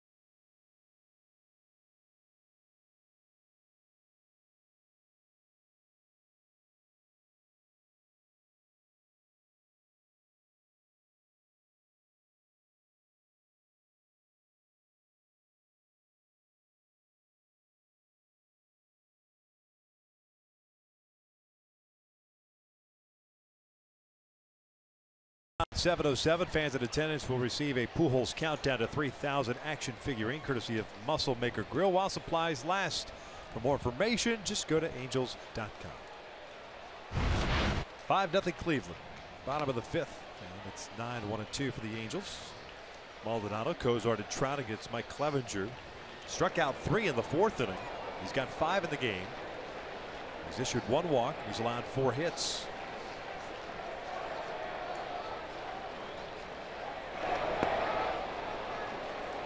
Lost the handle. The bottom hand came off the bat there. It's another pitch, lower part of the strike zone, either at the bottom of the strike zone or just below that.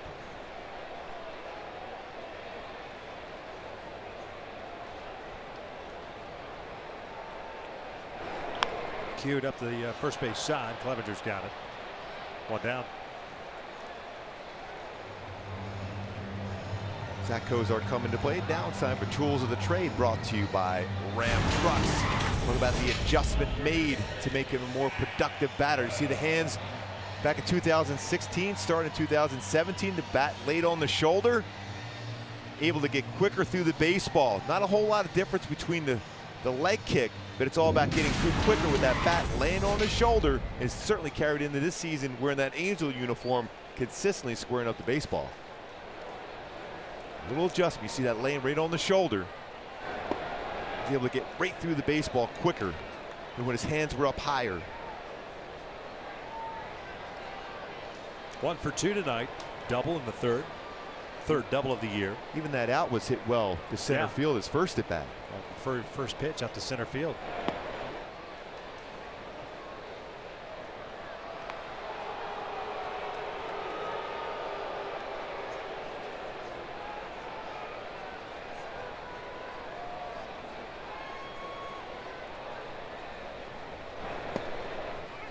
Wait, another pitch right on that lower part of the strike zone. Talk about the 4 quadrants of the strike zone. He's lived on the lower parts.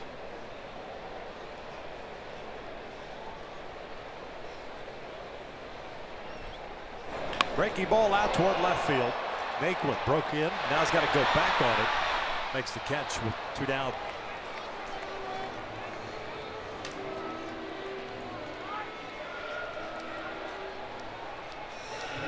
Trout will bat with the bases cleared.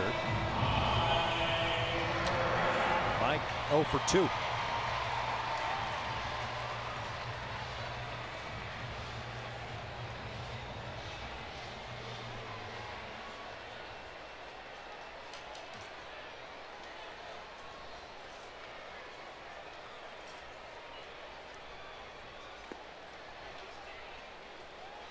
Another one of those backup breaking balls that got Trout to pop out in the third. That one in for a strike.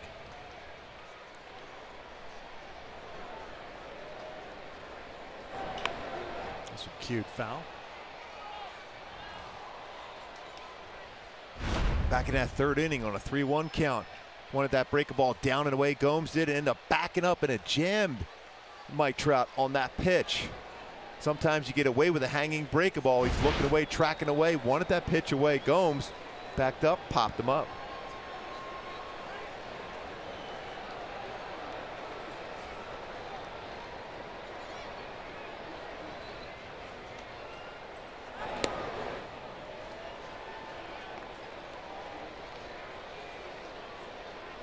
Thing that's made Clevenger that much more difficult to hit today is that when he's missed his fastball, it's just been enough. It's given the hitter something to think about. That one's in tight. I mean, it's not 99. It's 91, 92, maybe a 94 on occasion, but it's the location of that pitch.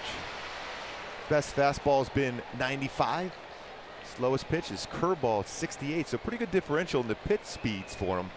But still, he's lived consistently 91, 92 with that lower part of the strike zone. And that's kind of going away from what you're seeing in baseball now, where 4-seam fastball upstairs, big slow curveballs. Talk a lot about that spin rate upstairs with a fastball. It's pretty good indication, old school, as far as staying in the lower part of the strike zone, getting some soft contact on ground balls, and then throwing hitters' timing off by changing speeds.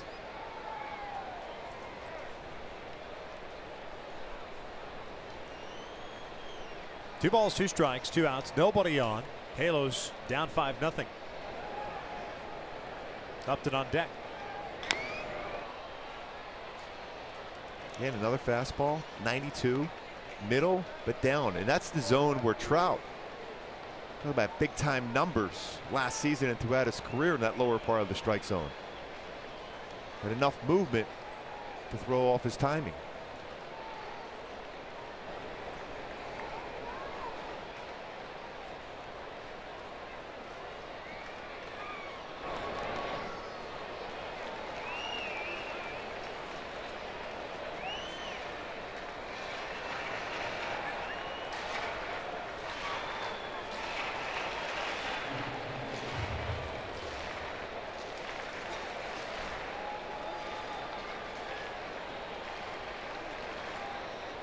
Full count. And that was just off the plate. 2-out walk. Second free pass issued by Clevenger. Pretty good take from Trout. That didn't miss by a whole lot. 90 pitches now for Clevenger. Crawled to the bullpen.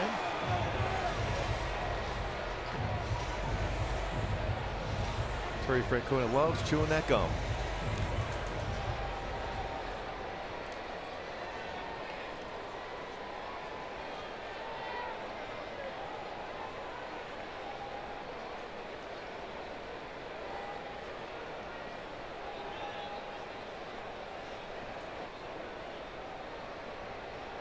Breaking ball, first strike.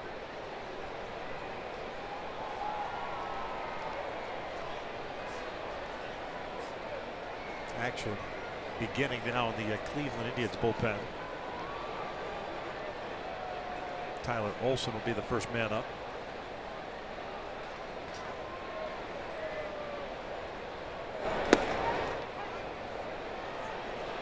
Well, you've been around the strike zone pretty consistent. You're going to get those borderline pitches. That was off the plate.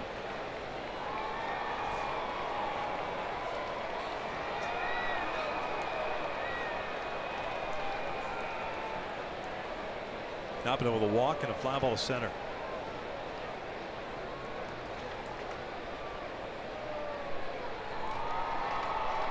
Breaking ball over to third. The Bears will go the short way. They force out Trout, and the Angels are done here in the fifth. We're off to the sixth inning. Still 5-0 Cleveland.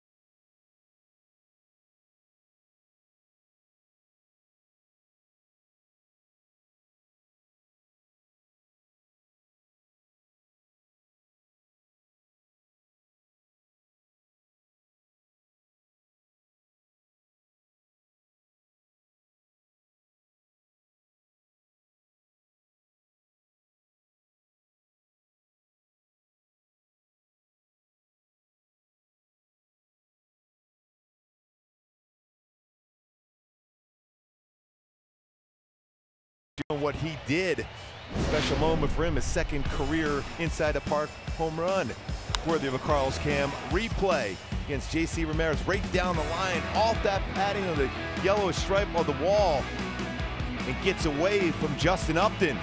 And Edwin Encarnacion all the way around the base, the unconventional way for him with 351 career home runs, his second inside the Parker, first as a Cleveland Indian, the other as a Cincinnati Red.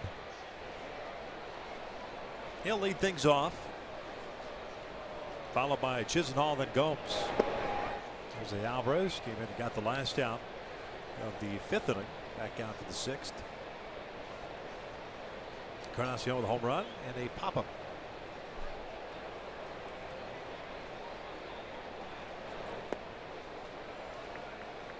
One ball, one strike.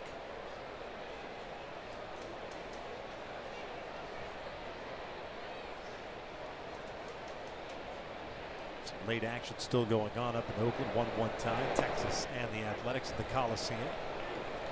Top of the sixth inning. And a couple of National League games. Aside from this one, Colorado leading San Diego down to Petco 5-2 in the fifth.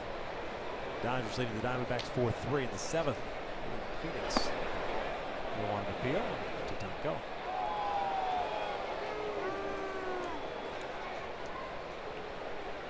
See from this angle if he crossed the plate. Nope, held up.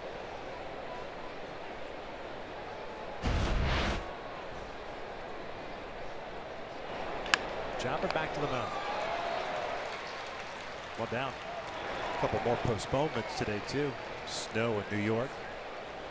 Mets and the Yankees both got snowed out.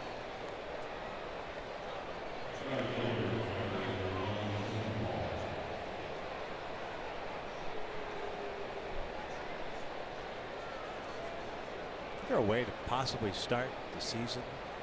I remember as a player, that's all we ever thought about. Domes all the south. domes in the warm climates. At least for the first week. Thereabouts. I was watching the Detroit-Kansas City game earlier today. It was freezing in Detroit. It was. They got snowed out yesterday. Then they go to Detroit. It's in the upper 30s, low 40s or whatever.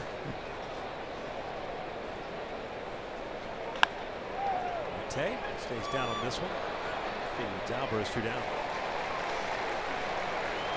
Yeah, folks, this copyrighted telecast is presented by authority of the Los Angeles Angels and may not be reproduced or retransmitted in any form. And the accounts and descriptions of this game may not be disseminated without the express written consent of Angels Baseball LP.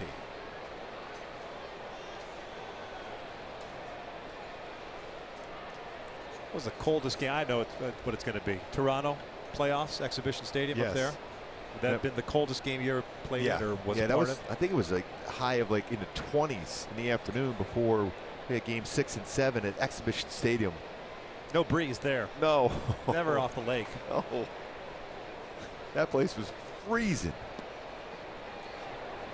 I remember starting that game 6 at a playoffs, and I literally did not feel my fingers. It was probably a good thing, really.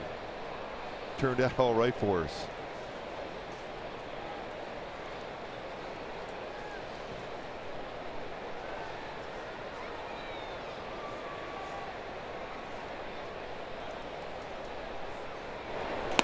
I think it's what, the soccer stadium now? Yeah. Yeah. Did a nice job up there. That little area.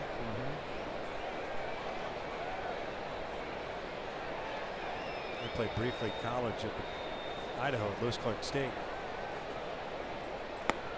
Played March games up there. I wish I had invented the BB Core bats back then. Yes. So you didn't have to take an aluminum bat up to the plate. You couldn't feel anything. Brutal.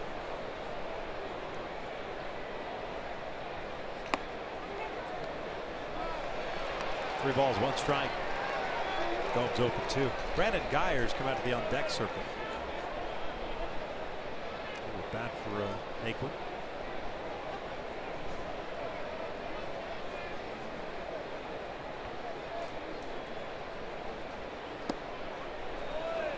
Two-out walk. That's exactly what Ramirez did in the 5th inning, getting the first 2 guys rather easily. It's amazing how much of a trend that is in baseball. Just going away, the focus going away. 2 quick outs. Bouncer back to the mound. Almost a broken bat roller to first. And you go 3-0 on the next hitter.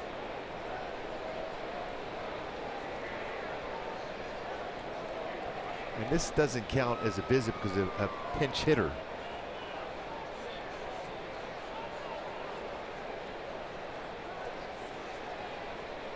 Nagas come out as well. Naquin goes 1 for 2. Had a 2-run home run in the 4th.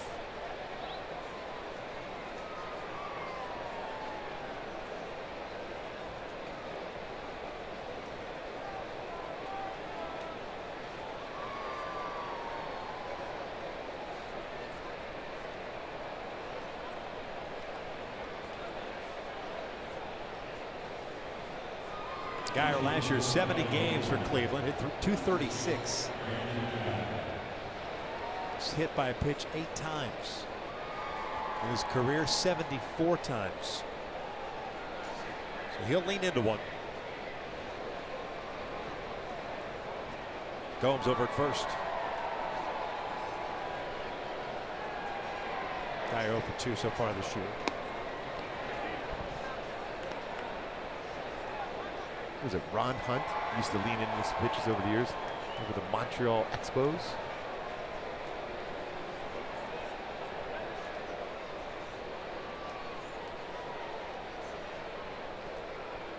Of course, the late great Don Baylor, same thing.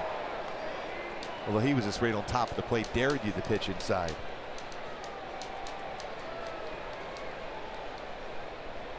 Groove. Miss him. Yep. Good man. Rob Peachy. That's still stunning. Alvarez all of a sudden can't find the strike zone. It's 3-0.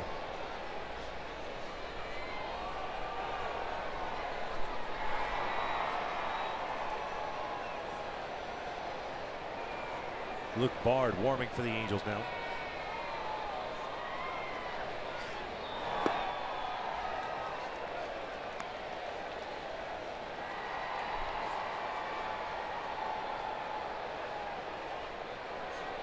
Made his debut in Oakland. What a thrill it was for him.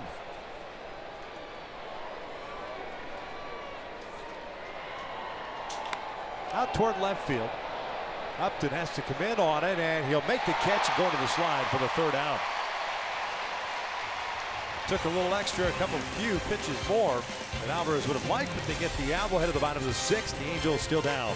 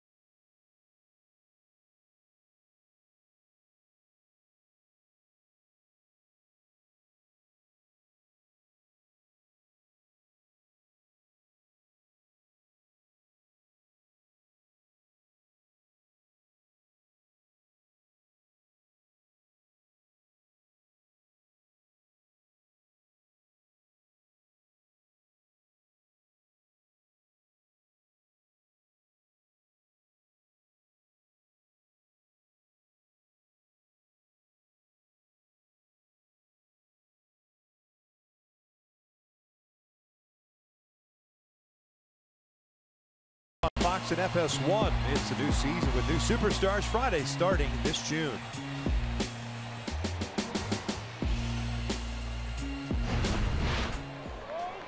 Clevenger back out to work the bottom of the sixth inning. Pujols, Calhoun, and Simmons. 5 strikeouts, 2 walks, 4 hits allowed in 5 innings so far for Clevenger. Albert pops it up down the line, slicing, fouling out of play. No balls and a strike. Pujols popped out behind the plate, struck out of the 4th.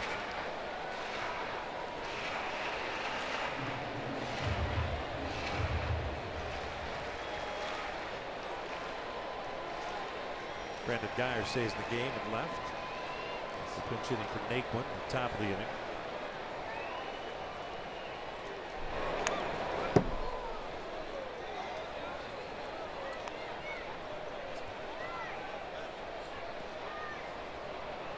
Another 0-2 count for Clevenger.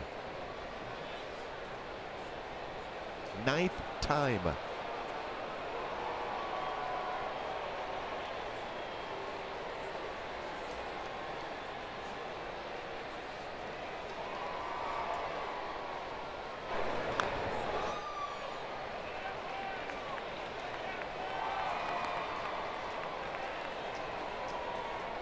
Really made some real good pitches against Albert tonight also.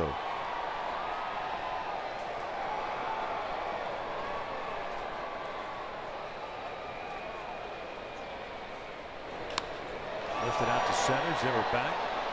Now comes in. One down.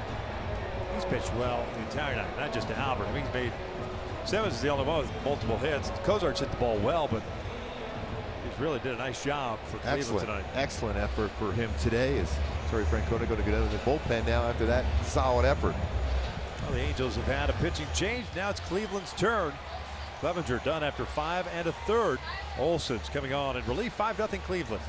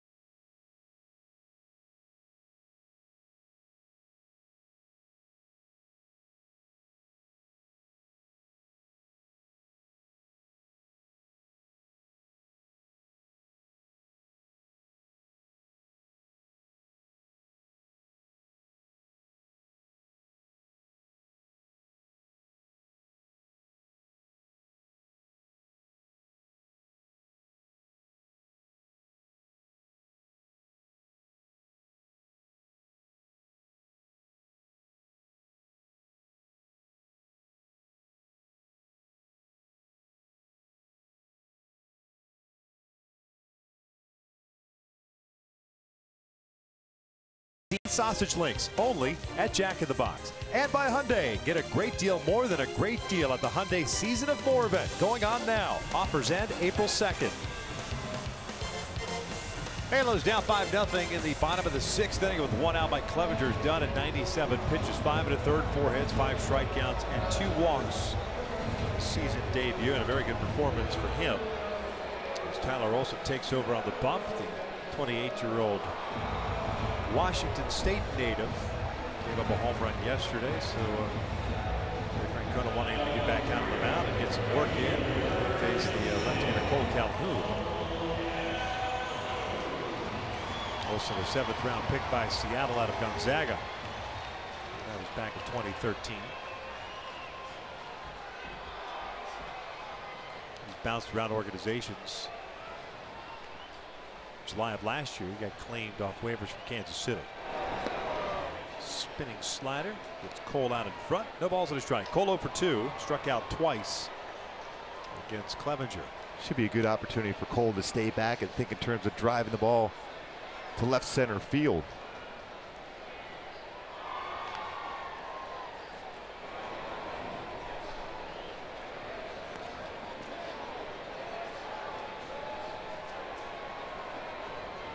Olson settles in around 87 to 91 range. He'll throw a slider and a lot of curveballs, quite a few percentage-wise curveballs.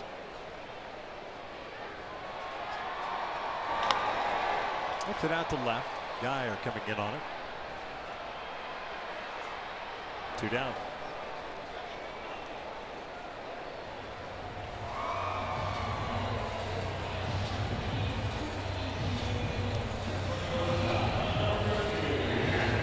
So 7's coming up. 2 for 2. A couple of singles.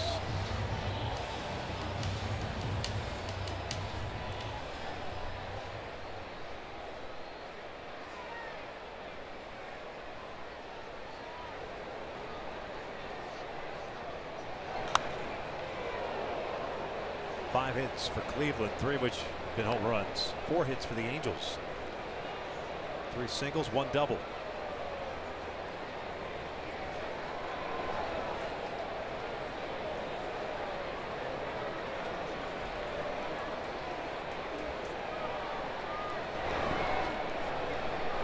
Career high last year.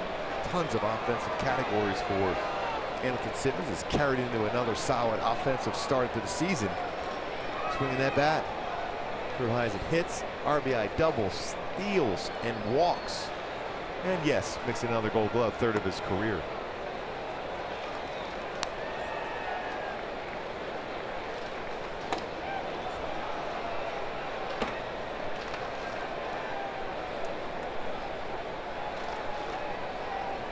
Two one.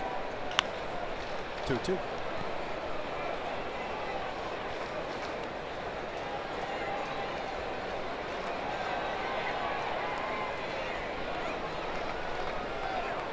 Well, I mentioned that Oakland game.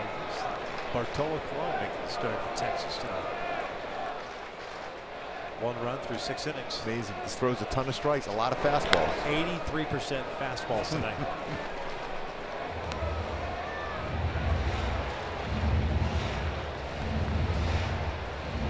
We've often said that's still the best pitch in baseball, though you don't see it as much. A lot more curveballs and sliders. Because the feeling is the fastball could be put in play more often than in a hard curveball.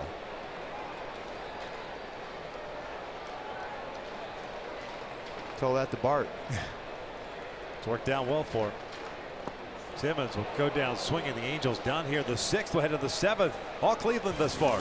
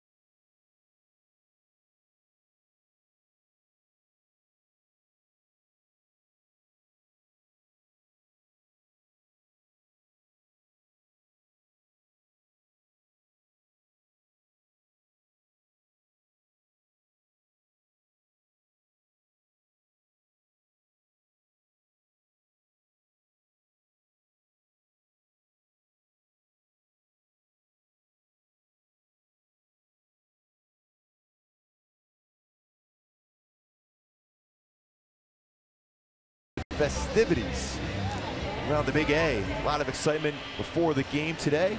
And they're a solid road trip up in Oakland, the home opener.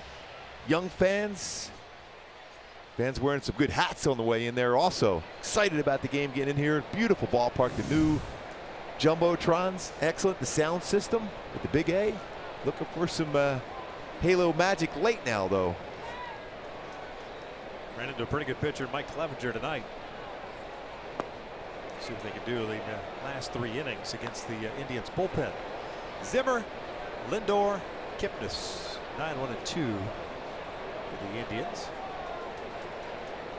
Alvarez has worked an inning and a third thus far with a walk issue.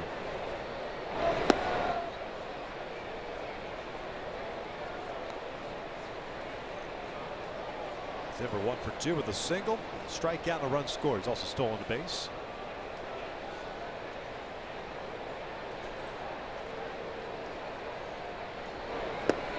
Native of La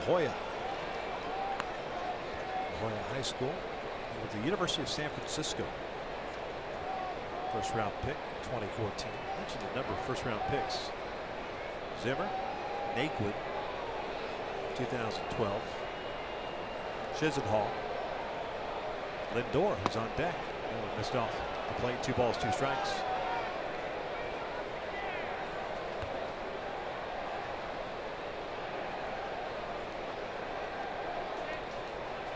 Got hurt towards the end of the season last year. He's a pretty special player. Great speed, good defender. He'll go down chasing the breaking ball. There's out number 1.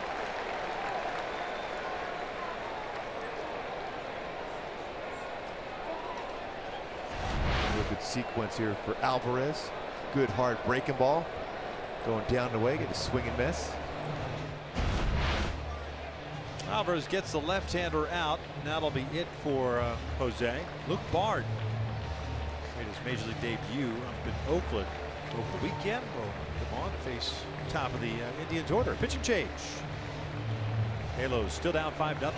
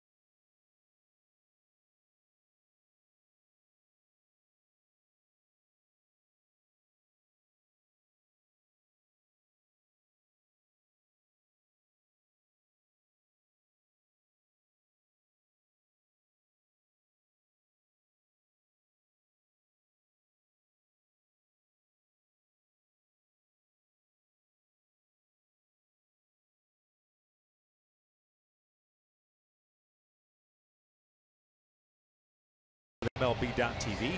Your subscription includes MLB At Bat Premium, allowing you to watch live baseball on your favorite supported devices. Blackout and other restrictions apply, of course. Just go to MLB.tv for the details. Luke Bard, 27-year-old North Carolina native, pitched 1 scoreless inning Saturday in relief. That was his big league debut. He's a Rule 5 selection from the Minnesota Twins. Made the club out of spring training.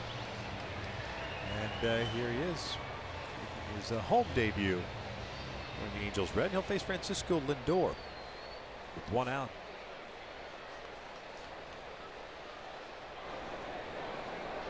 I was hoping to give that young man something to cheer about today. Hasn't been a whole lot in the first 6 innings.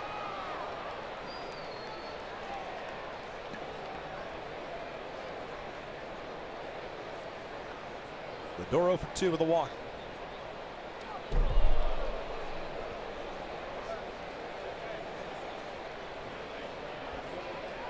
Pitch a little bit overthrown there for Luke Bard.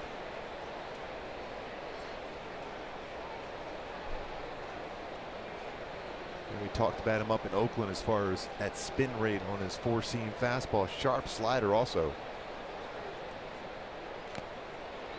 There's that four-seamer upstairs.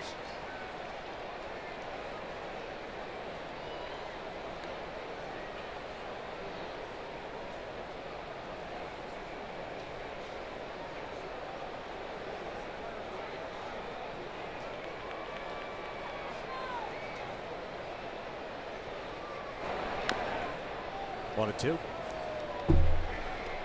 One thing that we saw when we came into the game Saturday, just not overwhelmed. He's got some, he's logged some innings at the minor league level. Also pitched to the big school in college at Georgia Tech. 2 balls, 2 strikes. Pretty good major league players over the years coming from Georgia Tech.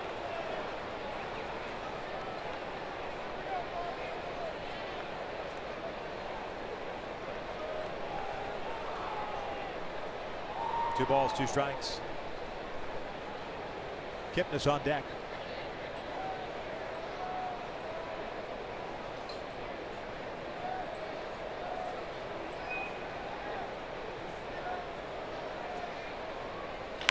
Nice little flare down the line, but foul. Bard in high school played 3 sports: baseball, football, and basketball. Quarterback.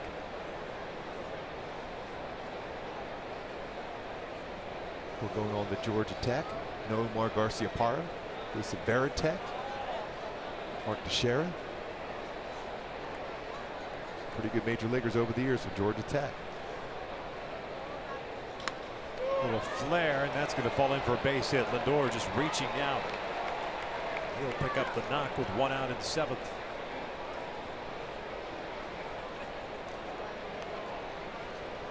Brings up Kipnis, who's hitless so far today.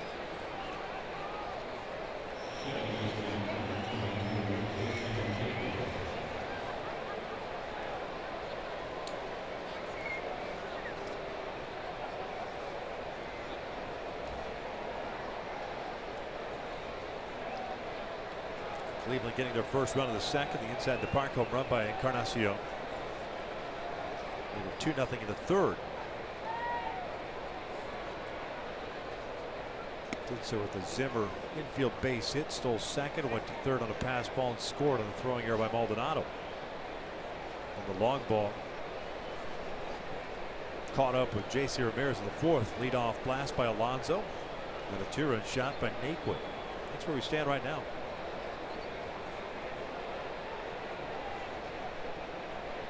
Halos have had a man reach second base twice in this game, the 3rd and 4th innings. That's it. Good lead for Lindor over at first. They'll check in on him. Good footwork for Bard. Quick throw with the first. And ideally, you want to be quick with the feet and shorten up your throw to first base as a right-handed pitcher.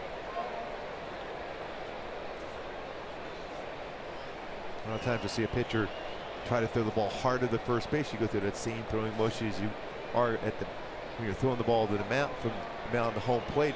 You want to be quicker and shorter with the throwing motion. Or started to go, then stopped. Now down low.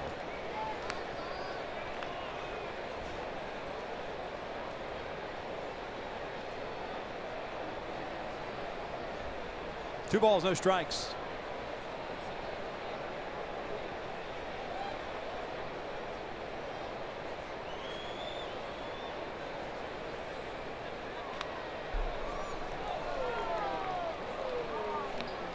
The talk early on in camp was where was Kipnis going to play? Is he going to go play center field? Play second base? Got 3 stints on the disabled list. He was limited last year, just to 90 games. There was an outfielder at Arizona State along with Cole Calhoun.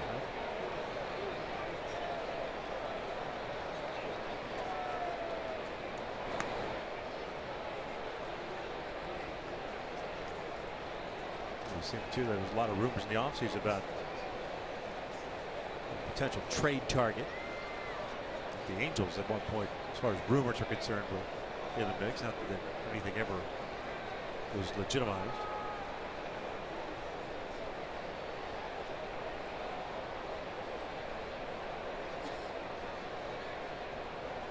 Two-one. Ground ball towards second. It's going to be tough to turn double play. They get the lead runner in Lindor. 2 outs.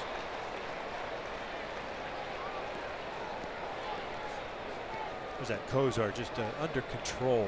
No stress. Yeah, he's smart because he knows he's not going to get a double play out of that. A lot of times just try to be too quick and you make an errant throw the second when you know you're not going to get a double play anyhow. So you always want to get that lead runner. He adjusted very well to second base. Especially when you consider he had a lot of work down in spring training at third base. Another new position for him.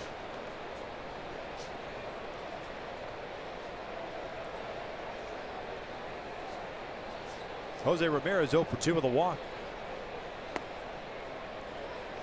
Billy Epler was talking about it earlier today, how important to have a guy like Kozar. Gives him flexibility, depth, because he could play 3 infield positions so well. Jose Ramirez is another one who could play a number of infield positions for Cleveland.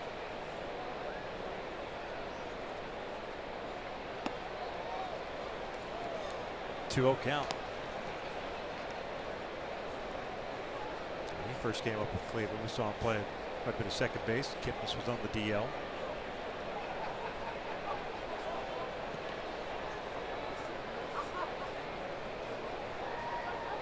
Talented player. It all came together last year for him. That's out toward right center field. Trout moving over, calling for it. He'll haul it in. Well, the third out. Stretch time here at the Big A. The Angels have the bottom third of their order coming up, down 5-0.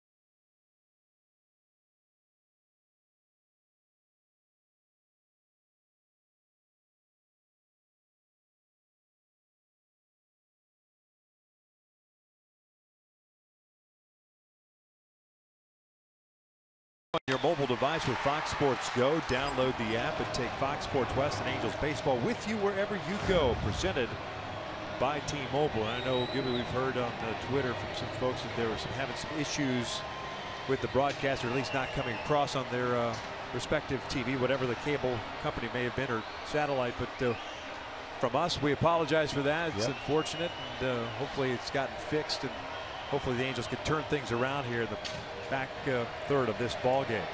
Well, one thing the Angels did so well last season is come back and win games. Last season, the Angels tied the Dodgers for the most comeback victories with 47 of them last season. Need to get that offense going right now here. The bottom part of the lineup coming up. Bottom of the 7th. Olson's back out. It'll be Valbuena, Marte, and Maldonado, but I don't know how long Olson will be out there with Goody getting ready for Cleveland. There's a look at the most comeback wins last year. And 3 of those teams made the postseason last year as far as comeback wins. And that 47 comeback victories for the Angels last season tied a club record. Looking for number 1 here today.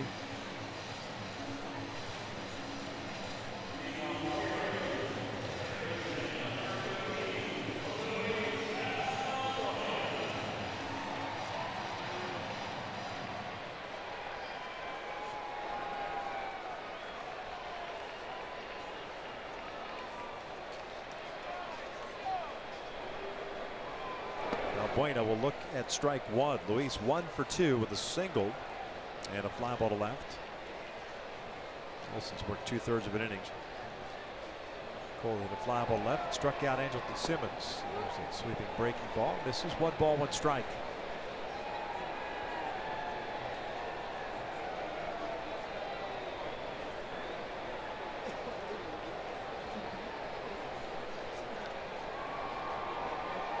$43,904 at the Big A tonight. Angels home opener. The Angels with 1 comeback victory. That was on Sunday. Looking for number 2 here for this season.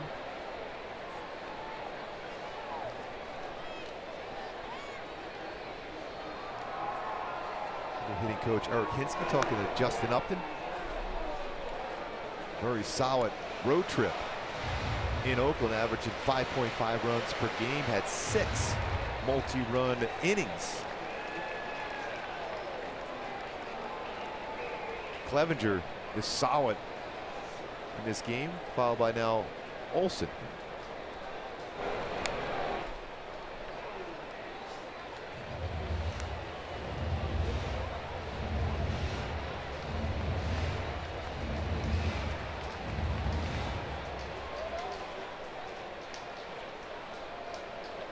That is a funky delivery by Olson on the mound, especially for a left-handed batter. That's why he gets swings like that. Trying to stay in. Because if he runs a fastball that shows a fastball at any point against a left-handed batter, that whole outside part of the plate is wide open for him.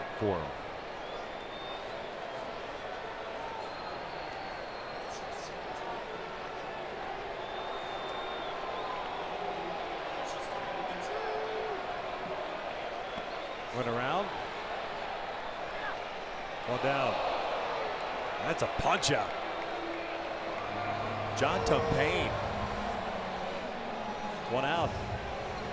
That's with authority. We had everyone pointing down to him. They asked him if he went or not.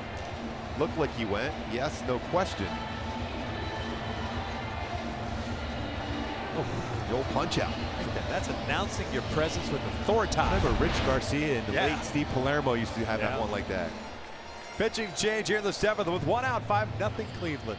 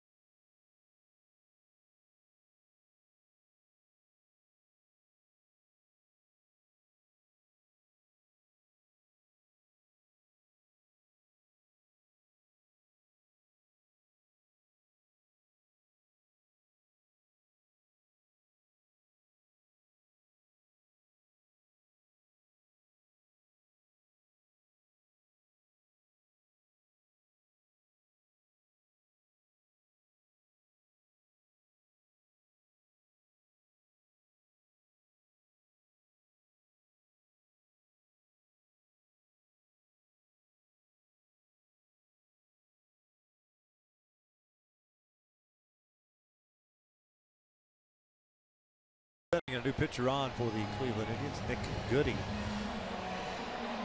26-year-old moves on. Second game of the season. 56 games last year, went 1-2 with a 2.80 ERA. Picked up prior to last season, trade with the New York Yankees. Fastball, 89, 93 range, could get up there at 95 on occasion with a four-seamer and a slider. So often seeing Brian Shaw in the game for so many years, so many games for Cleveland. Now with what, Colorado?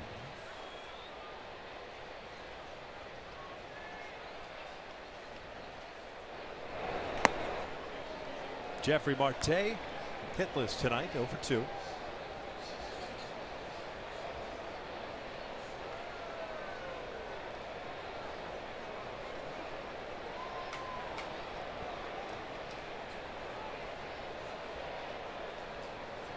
A liner toward center field. There's a base hit. A one-out single puts a man on. Martin Maldonado coming up. Brian Shaw was to the Indians.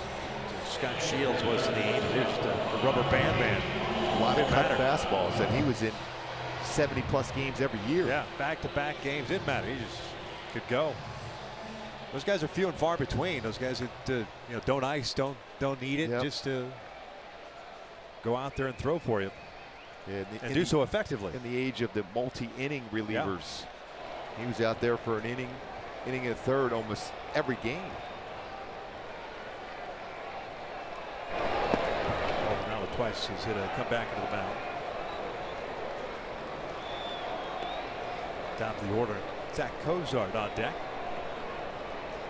It's hit by Jeffrey, the 5th for the Angels. Cleveland with 6, but 3 have been home runs.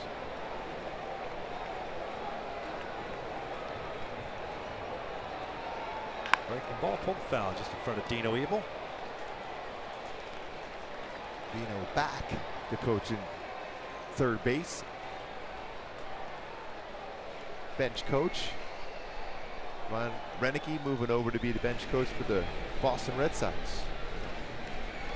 Alex Cora, new manager for the Red Sox. Braggs was Cora's minor league manager at one point when he was coming up as a baseball player. That's why they've got a tight relationship. 1-2. Josh Paul's the new bench coach for the Angels. Eric Kinski, the hitting coach. Paul Sorrento still with the ball club as the assistant hitting coach.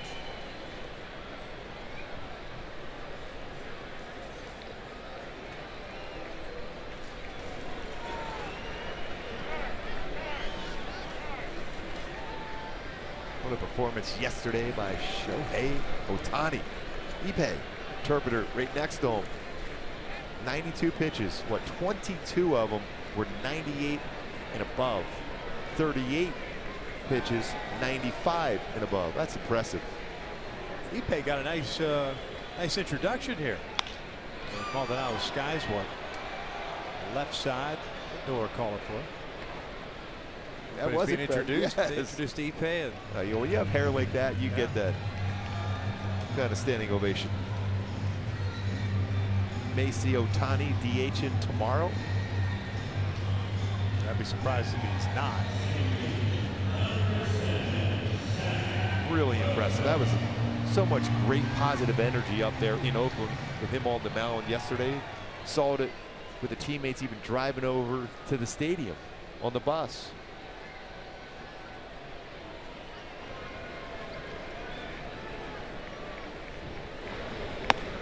Cozart is 1 for 3. Doubled in the third.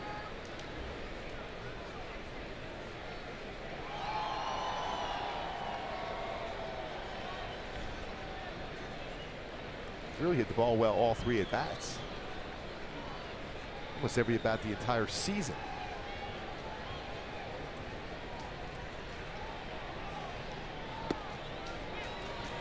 Kinsler on a 10-day DL. Groin issue. Played Friday night, then came out of the game late. Says he anticipates almost being ready to go. He missed a couple more days, but with the 10-day DL, anticipate him being ready right when that ends up running out.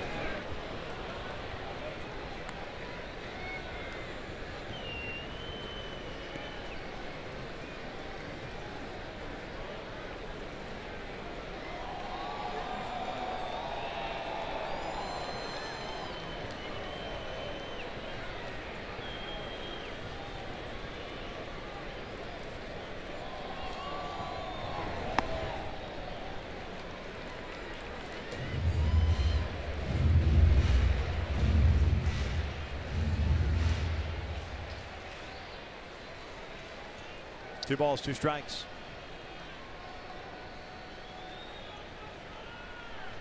Nobody warmed for the Angels, so Luke Bard will more than likely come back out for the 8th. 2-2 now. Ground ball over to third. Ramirez will go to second. Force out Martin. It's been that kind of night for the Angels offense. We will head to the 8th inning. Cleveland still on top.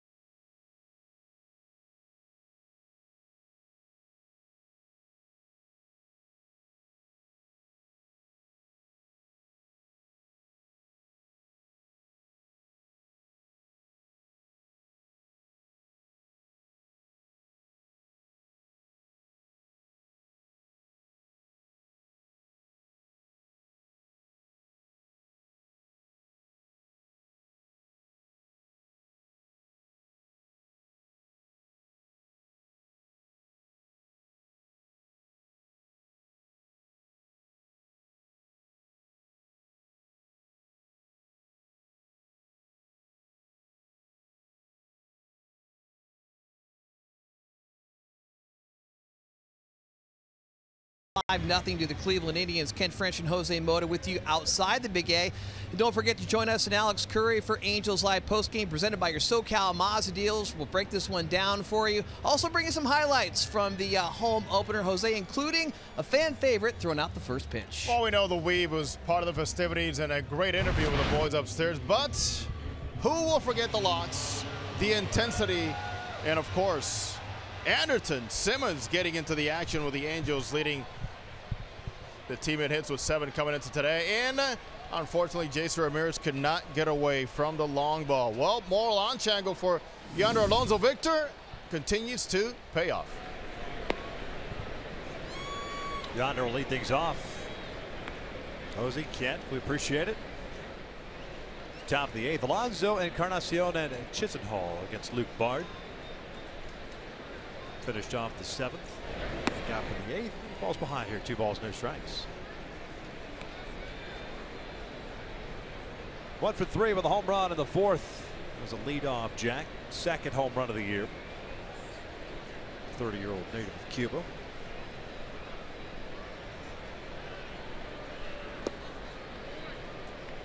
That's 3 pitches he's taken in this at bat already.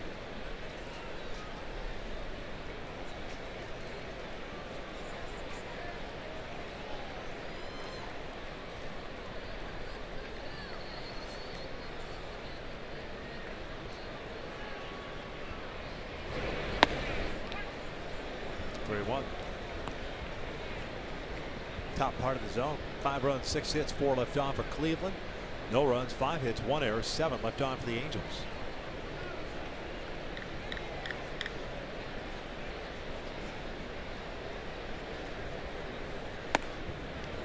Leadoff walk. 4th walk issued by Angels pitchers. Now let's take a look at the top tier play brought to you by Arco. The range of Anderson Simmons off the charts once again. This ground ball into the outfield, the jump, and then the throw across the diamond. The one hopper to make the play. So how far he's got to go, 15 feet. The exchange, less than a second. That quick to get rid of that baseball. Going to make that play by Anderson Simmons, reigning Gold Glove winner, 3-time Gold Glove winner. Reminds you of a young you. That's a Torrey Hunter quote. Encarnacion 1 for 3 with that inside the park home run. We put a clock on Edwin on that inside the park home run yet? The StatCast era. Got around there pretty quick.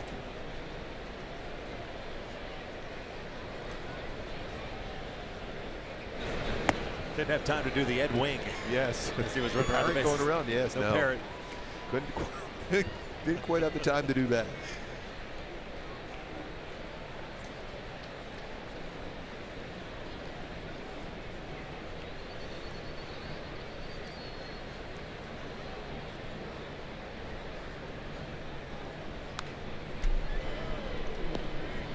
Couple pitches upper part of the strike zone, and we're seeing that a lot more from pitchers trying to elevate. When we talk about those launch angles, trying to lift the baseball up, the best way to fight that is high fastballs. Well, Cleveland's one of those clubs too. It's been working as far as tracking those pitches upper part of the strike zone.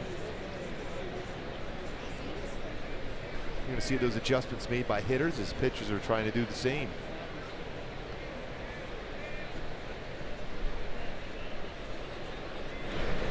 Got him swinging. There's that fastball. One down.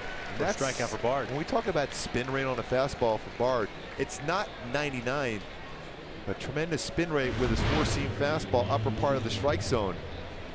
Rides it up there, and he gets a swing and miss against a very good fastball hitter.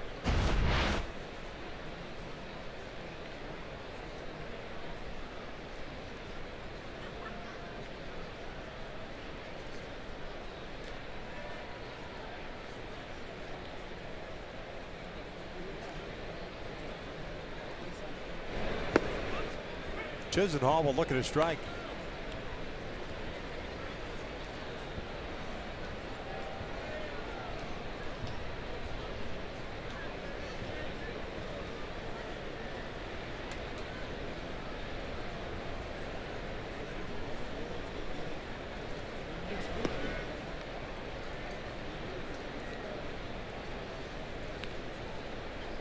Spin rate on that last fastball for Bard, 2,885 revolutions per minute. Gives you the illusion of the ball rising, staying up in the zone. I always said physically it can't happen.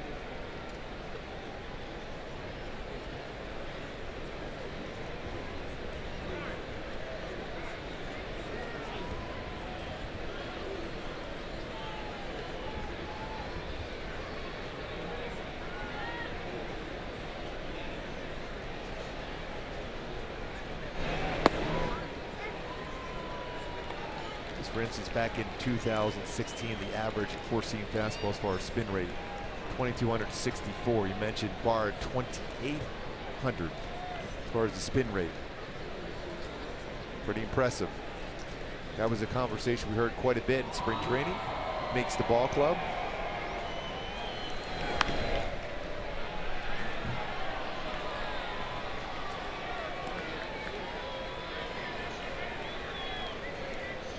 Okay, so I just said 2,885 as far as the spin rate is concerned.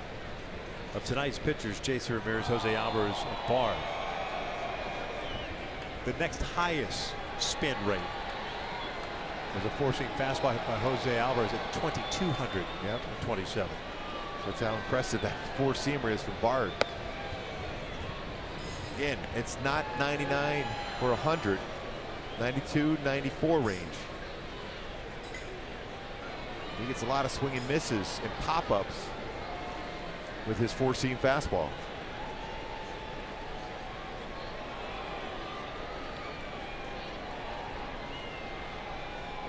Breaking ball is lifted foul. Count remains at 2 balls, 2 strikes. Action going in the Angels bullpen. Noe Ramirez. Catch.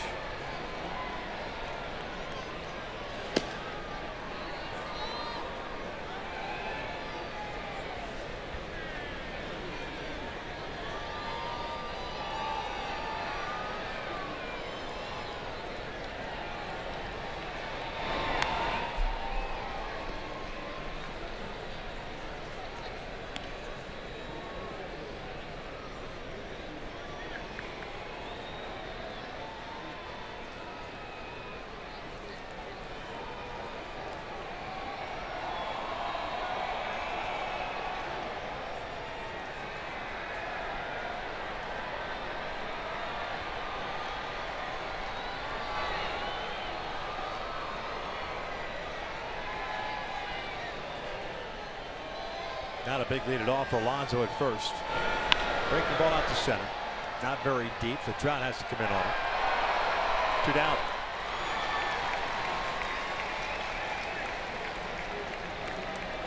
Alonso back to first base, and Yan Gomes coming to the plate.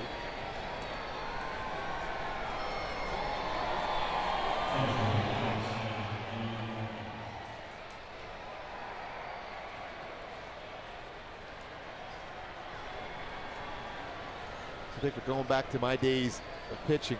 The one pitcher I always remember had tremendous spin rate on a 4-seam fastball, Sid Fernandez. He would rush that fastball. It wasn't necessarily overpowering either, but the deception of that fastball and the rotation of the baseball and the 4-seamer got a lot of people out. You remember when he was originally a Dodger at one point in the minor leagues, an A-ball, and it was Vero Beach. I think he had multiple no-hitters back in even an A-ball with that fastball riding up in the strike zone.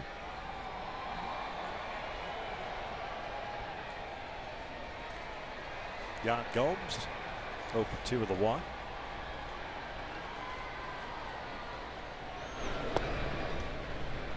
Halos in the bottom of the 8th have Trout, Upton, and Pujols coming up. No action in the Indians' pen. So Nick Goody coming back out. Is that Fernandez from Hawaii, right? Yes.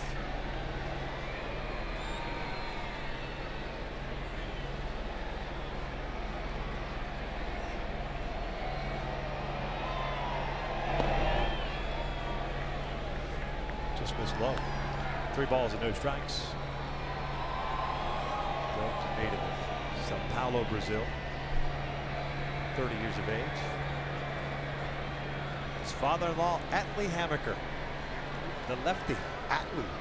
12 years in the big leagues. The Grand Slam in the All-Star game. That's right. Look at Freddie Lynn. Freddie Lynn at Comiskey Park. Yes. Wearing that Halo uniform. Former Royal, too, Atlee Hammaker. 4-pitch walk, second walk issued by Bard. Mike Scioscia going to go down to bullpen after that. Pitch count up to 34 for the youngster. So we're going to have ourselves a pitching change with 2 outs here in the 8th. Bard will depart. Noe Ramirez on in relief. 5-0 Cleveland. We're in the 8th.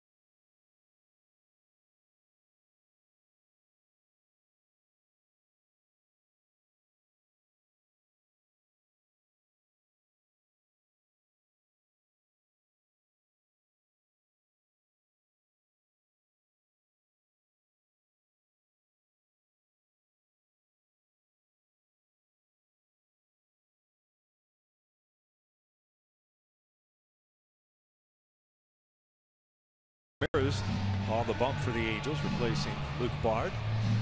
This will be Noe's second appearance. Gone an inning and a third. 2 hits, 1 run, 3 strikeouts, 2 walks.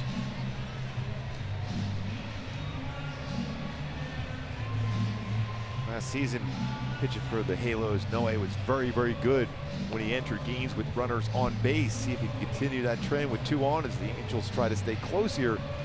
2 potential at-bats left to go against this pitching staff for Cleveland. It's been very good so far.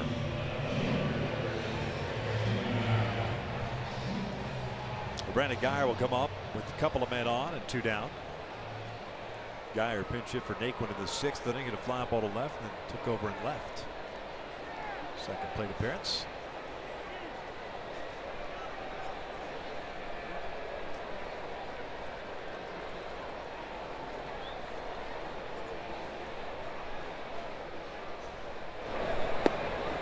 Breaking ball from Ramirez, in for a strike.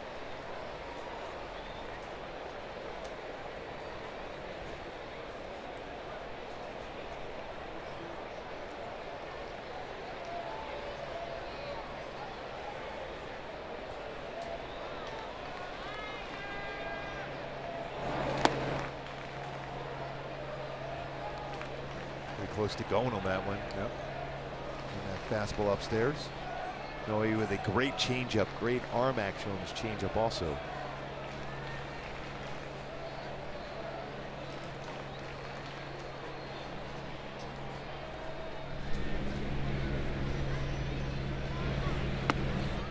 One and two. Good slider.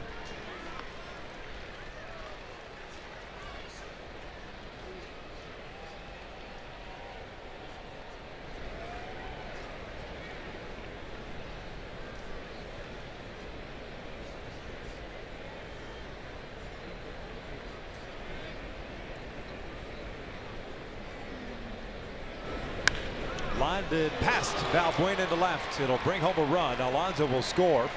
Heading to third base is Gomes, and on to second is Geyer. 6-0 here in the 8th. That run gets charged to Bard. That changeup from Noe was a little bit too much of the plate. Spins right back into the swing path. Garney lines it by Valbuena.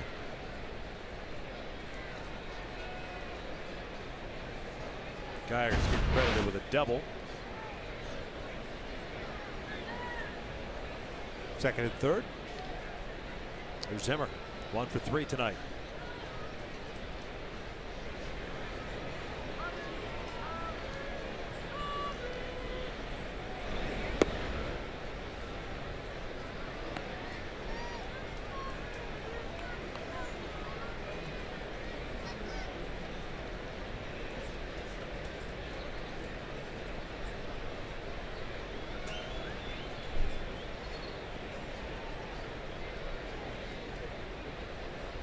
Two balls, no strikes.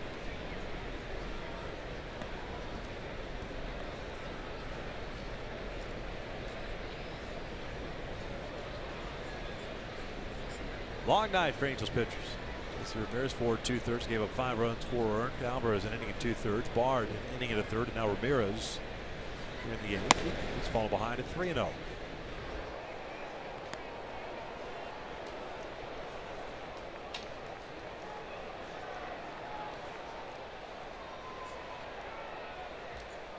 Five total walks issued by the Angels staff, 2 here in the 8th.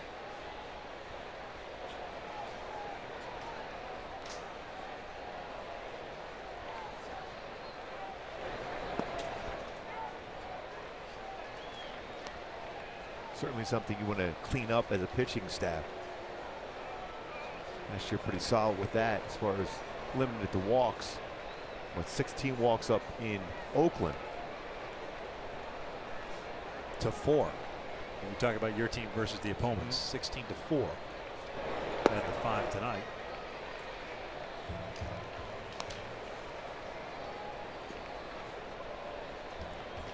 Just asking for trouble, putting yourself in those situations. Saw that happen quite a bit up in Oakland. Yeah.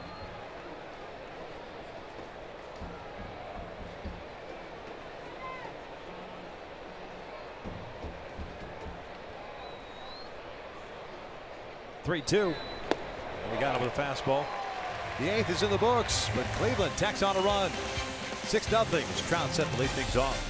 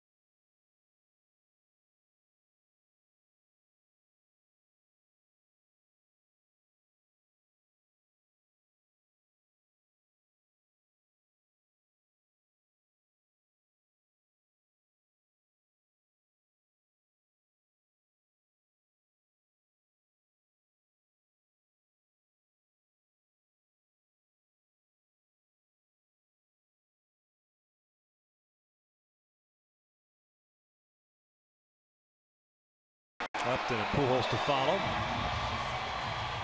There's action in the Indians pen, but Nick Goody will come back out. Finished off the 7th inning. John 0 for 2 with the walk.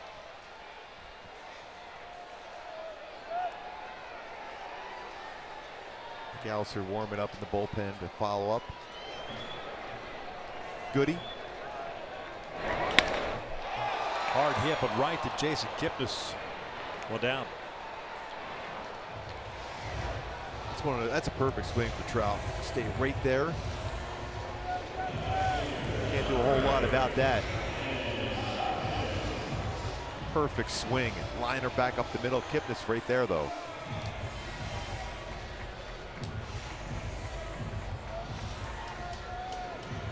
Upton with a walk. Fly ball to center and a fielder's choice. Ball off the bat at Trout, 107 miles per hour. Thus squared up.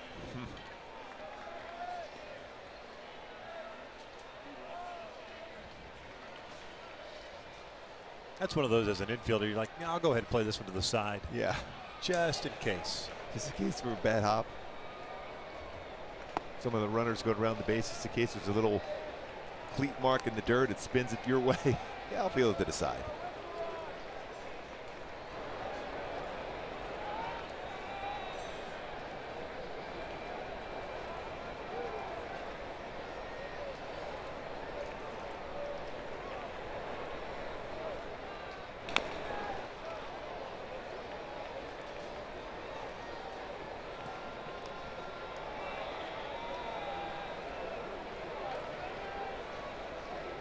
Justin's brother, Melvin, he was at camp with Cleveland, if I remember correctly. Signed a minor league deal.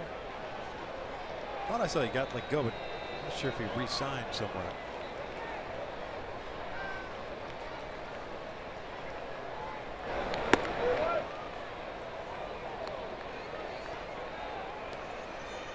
I didn't see where he re-signed anywhere yet.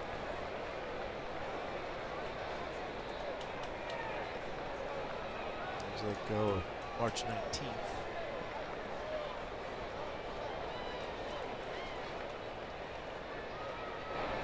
Hello. J-Up not happy.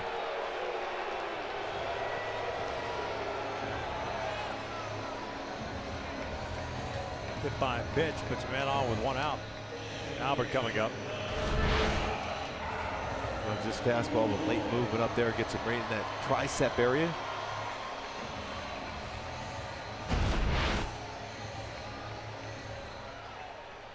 Again, obviously no intent behind that, but still, when you get hit there in that arm, you're always going to be upset.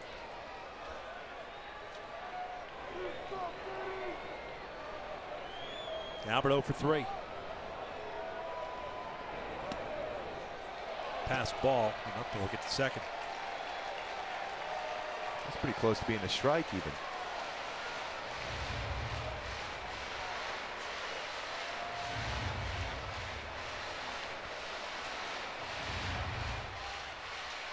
First time the Angels have had a man reach second since the 4th inning.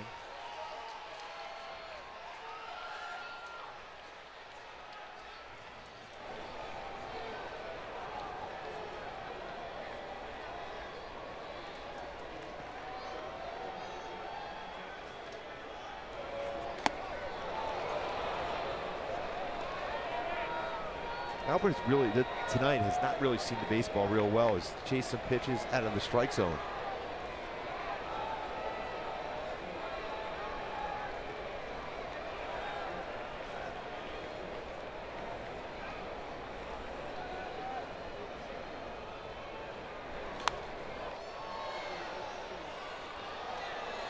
Ball and 2 strikes on Pujols.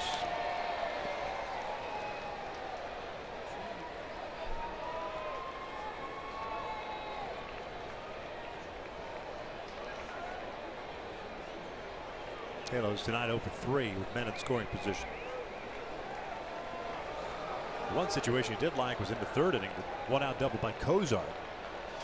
With Trout Upton coming up, but Trout popped down in the infield. Upton hit fly ball to center. Sharply hit the foul. At that point, it's a 2-0 deficit.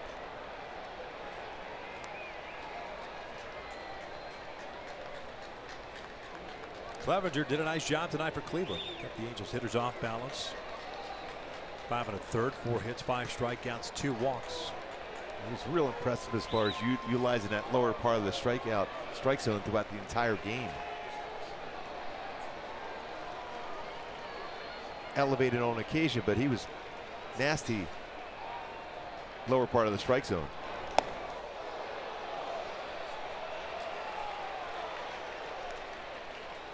Two balls, 2 strikes.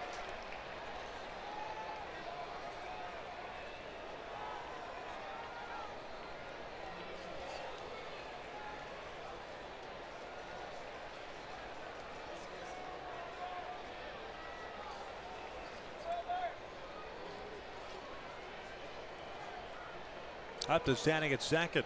Hit by a pitch and then went to second on the pass ball.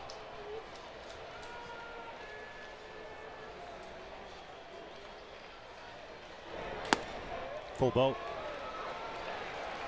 McAllister ready to go in the pen. Yeah, more than likely last batter here for Goody.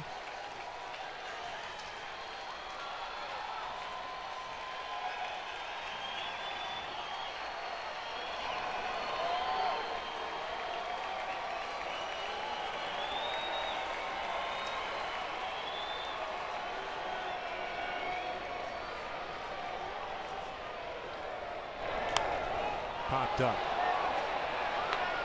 Gomes is there. 2 outs. Twice now have been jammed in this game. Fastball ran up and in and jammed him. And we're still going to see a pitching change regardless. So Goody is done. And McAllister on a relief. 6-0 Cleveland.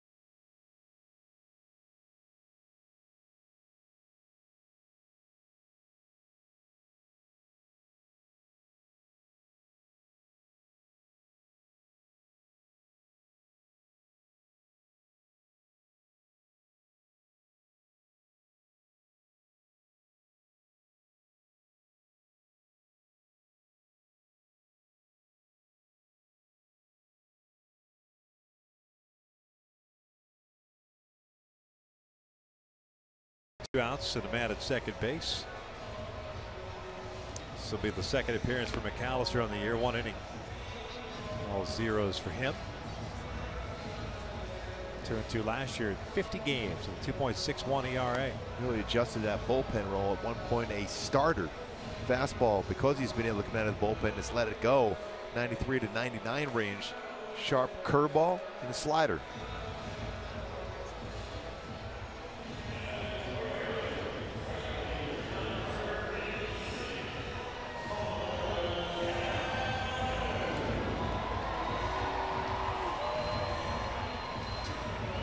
Cole hitless, 0 for 3, 2 strikeouts and a fly ball to left.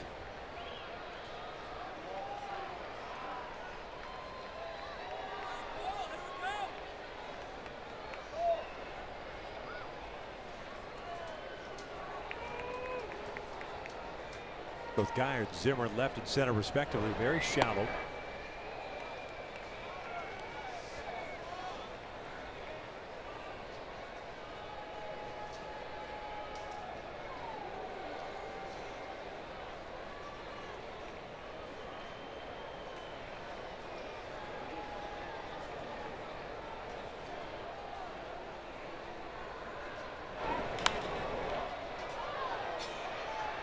Yeah, firm fastball from McAllister. Cole a little bit late on a 95 fastball.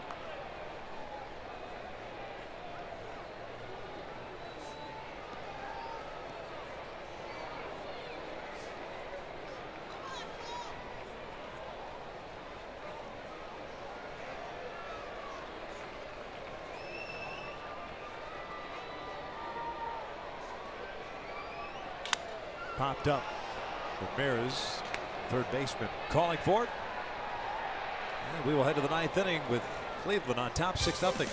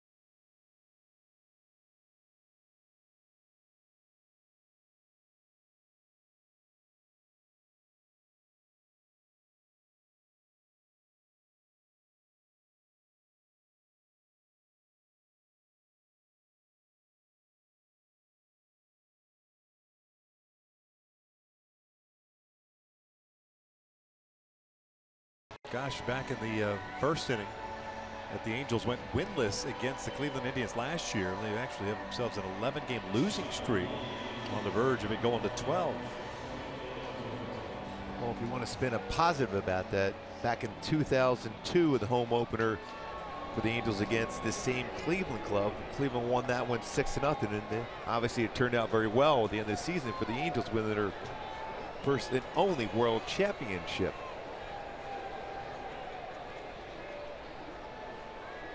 Noe Ramirez back out on the mound. Top of the order for Cleveland.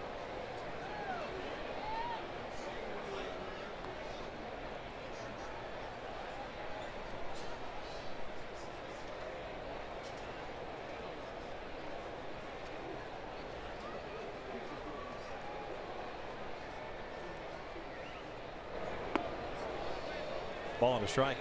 Lindor 1 for 3.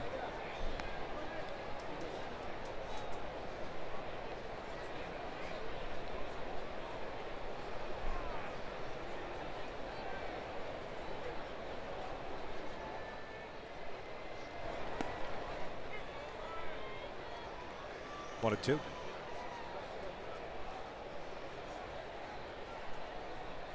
Lindor in 19 career games against the Angels.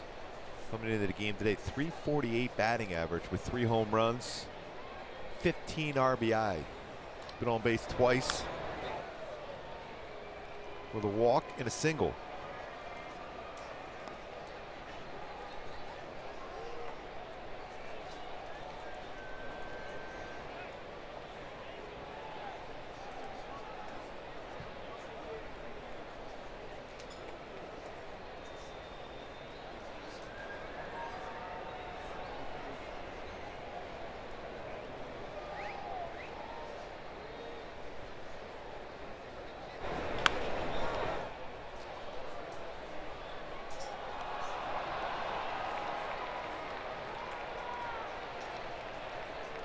One ball, 2 strikes. Kept us on deck, then Ramirez.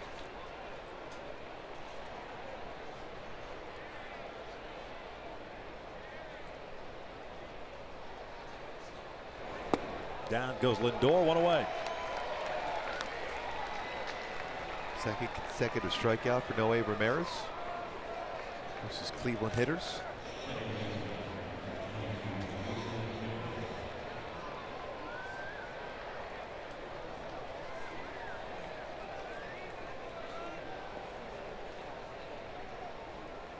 Kipnis 0 for 4.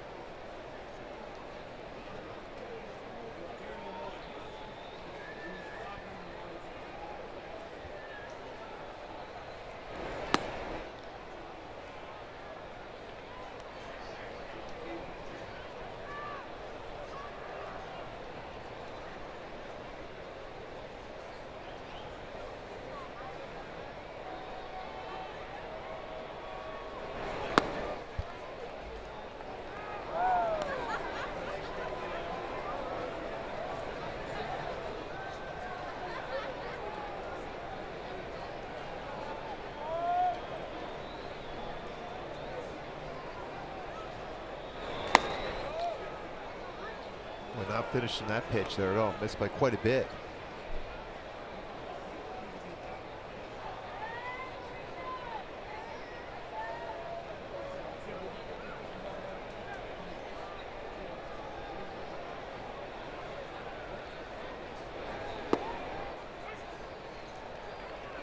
A 3-1 count.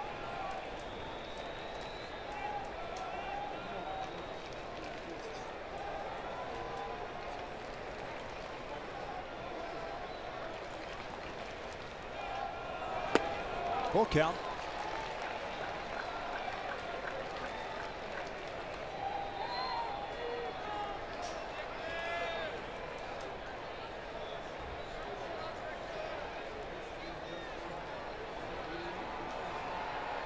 A's just beat the Rangers 3-1 at the Coliseum in their opener of their series. We just had to do it again with full count.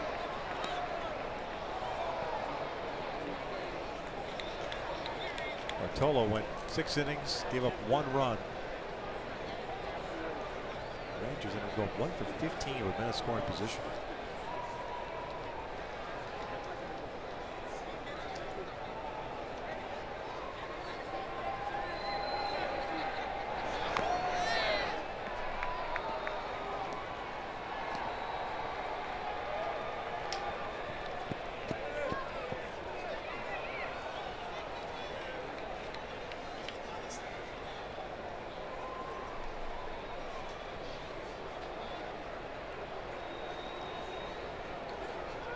Another payoff.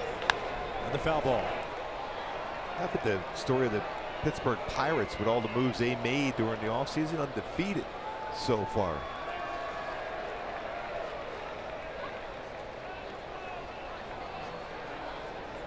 Baseball, man. You Yes. just never know. Exactly.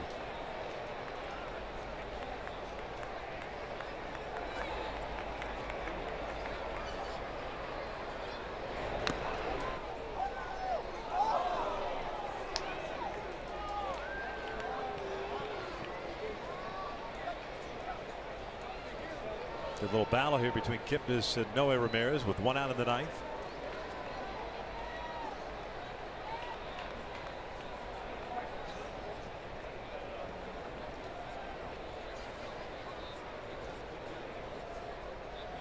Down goes Kipnis, 2 outs. Now that Oakland game, Chris Hatcher, first pitcher in Oakland history to be credited with a win in each of the A's first 2 victories of the season. In their history? Yeah. They're celebrating. We saw it up there, Yeah. 50th anniversary this year. Wow. Former Dodger. Dodgers bullpen tonight, struggling. Yeah. Kenley Jansen with a 3-run lead in the 9th that coughed it up. Back-to-back walks and a 3-run home run. 6-6 game.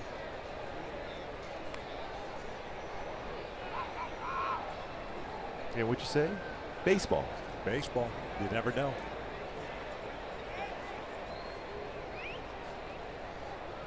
Play extra innings. Chase Field. 2 balls, no strikes.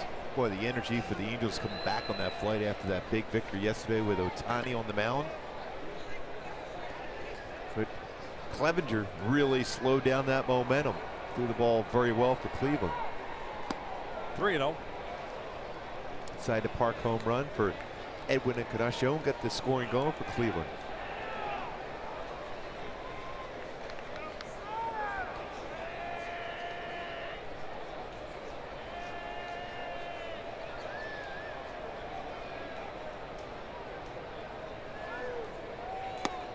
And a 4-pitch walk with 2 outs here in the 9th.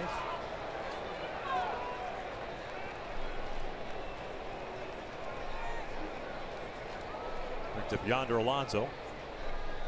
6th walk issued by Angels pitchers. Garrett Richards getting the start tomorrow night against Josh Tomlin. Noe has thrown 30 pitches thus far.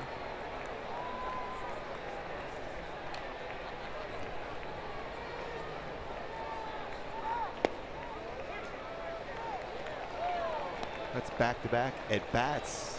Taking the first pitch. He's trying to lull you to sleep. That's it.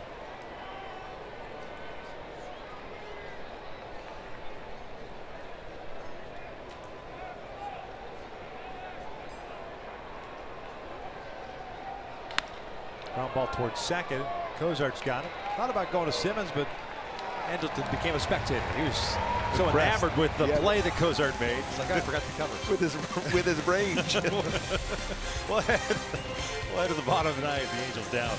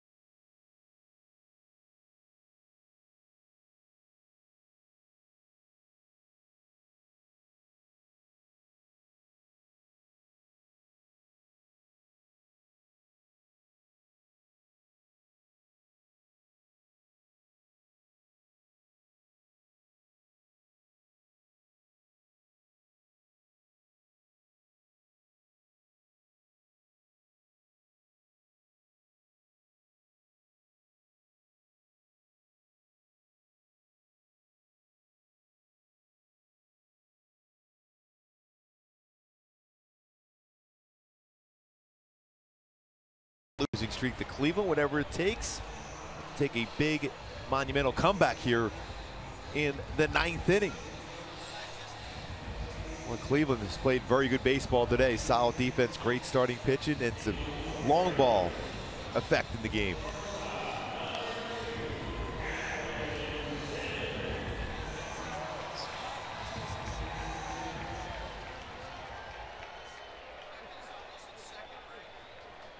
Matt Belisle's on the mound.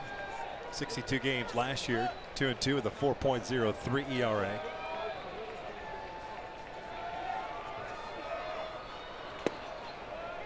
Simmons, Valbuena, Marte. Eric Gonzalez, the new second baseman, so Kipnis out of the game.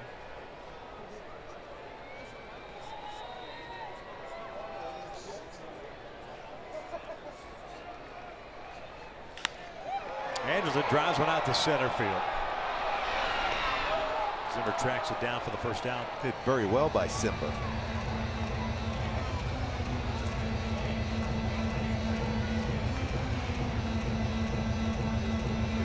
Here's Valbuena, 1 for 3.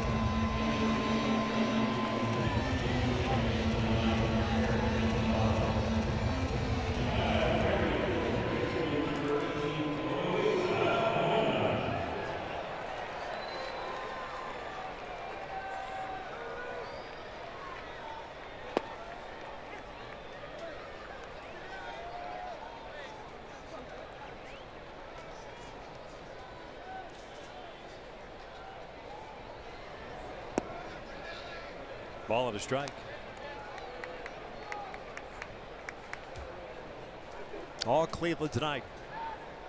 6 runs on 7 hits, 3 of which were home runs, including the inside the park home run by Edwin Encarnacion.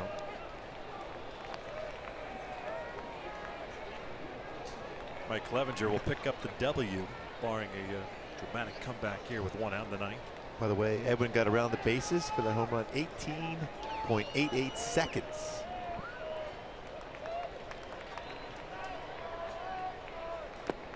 By the way, Byron Buxton last year going for an inside the park got around the base in 13.85 seconds.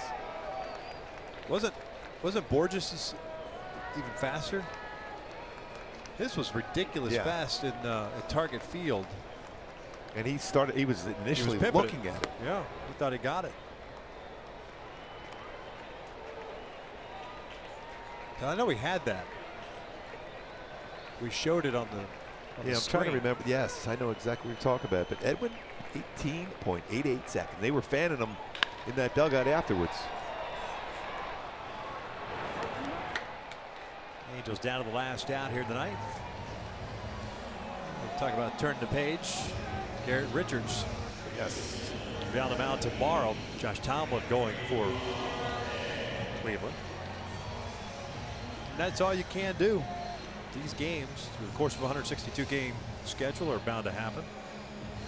It's funny talking to Billy Epler. He was on the pregame show out today. And he said, hey, you know, it's just 4 games into the season. I know everyone was excited about what they saw from Shohei yesterday. Kozart's been great. Simba's been great. A solid road trip in Oakland, but there's so many games. You just got to be prepared to play a solid game every night, especially when you're playing a team like Cleveland. Yep.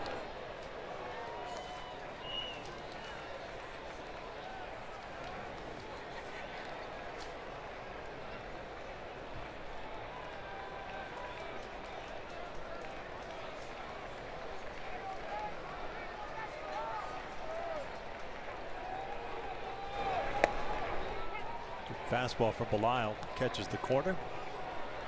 No balls, 2 strikes. Figure we'll see Albert back at first base tomorrow, and Shohei in the lineup at DH.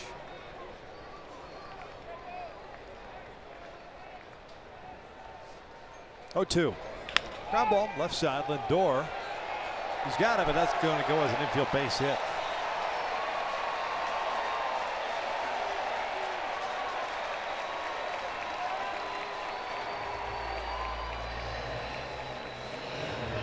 Two-hit performance for Marte today.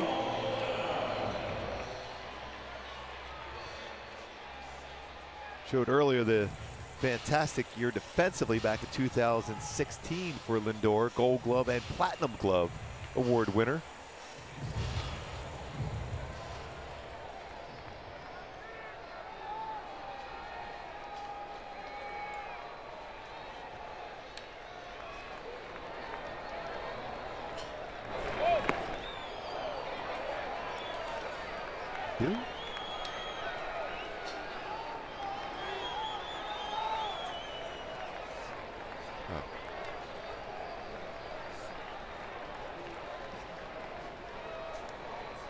Oh, 1 count on Maldonado.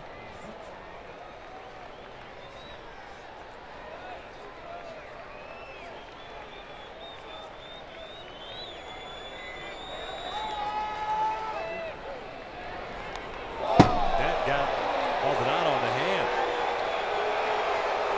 Second hit batter of the game by Indians pitchers. Upton got hit.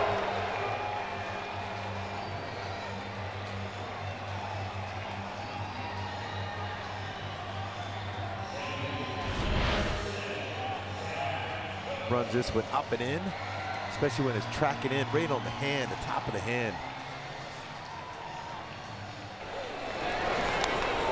Some sound off the hand there too. It's as tough as they get. Yeah. 18 times last year hit by a pitch. There's Kozar with 2 outs, 2 on.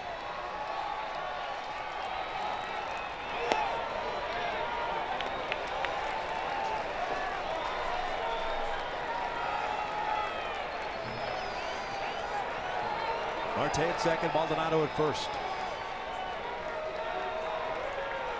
Zach 1 for 4. Pulls this one to third. Ramirez has it. They'll go the short way. Cleveland takes the opener tonight, shutting out the Angels 6-0. Yeah, Cleveland with 3 home runs, but what a solid performance though by Clevenger tonight. Alonso, what a big fly himself as part of the 3 home run barrage. Naquin picked up his first home run since 2016 in August. As Cleveland wins game 1 here, 6-0.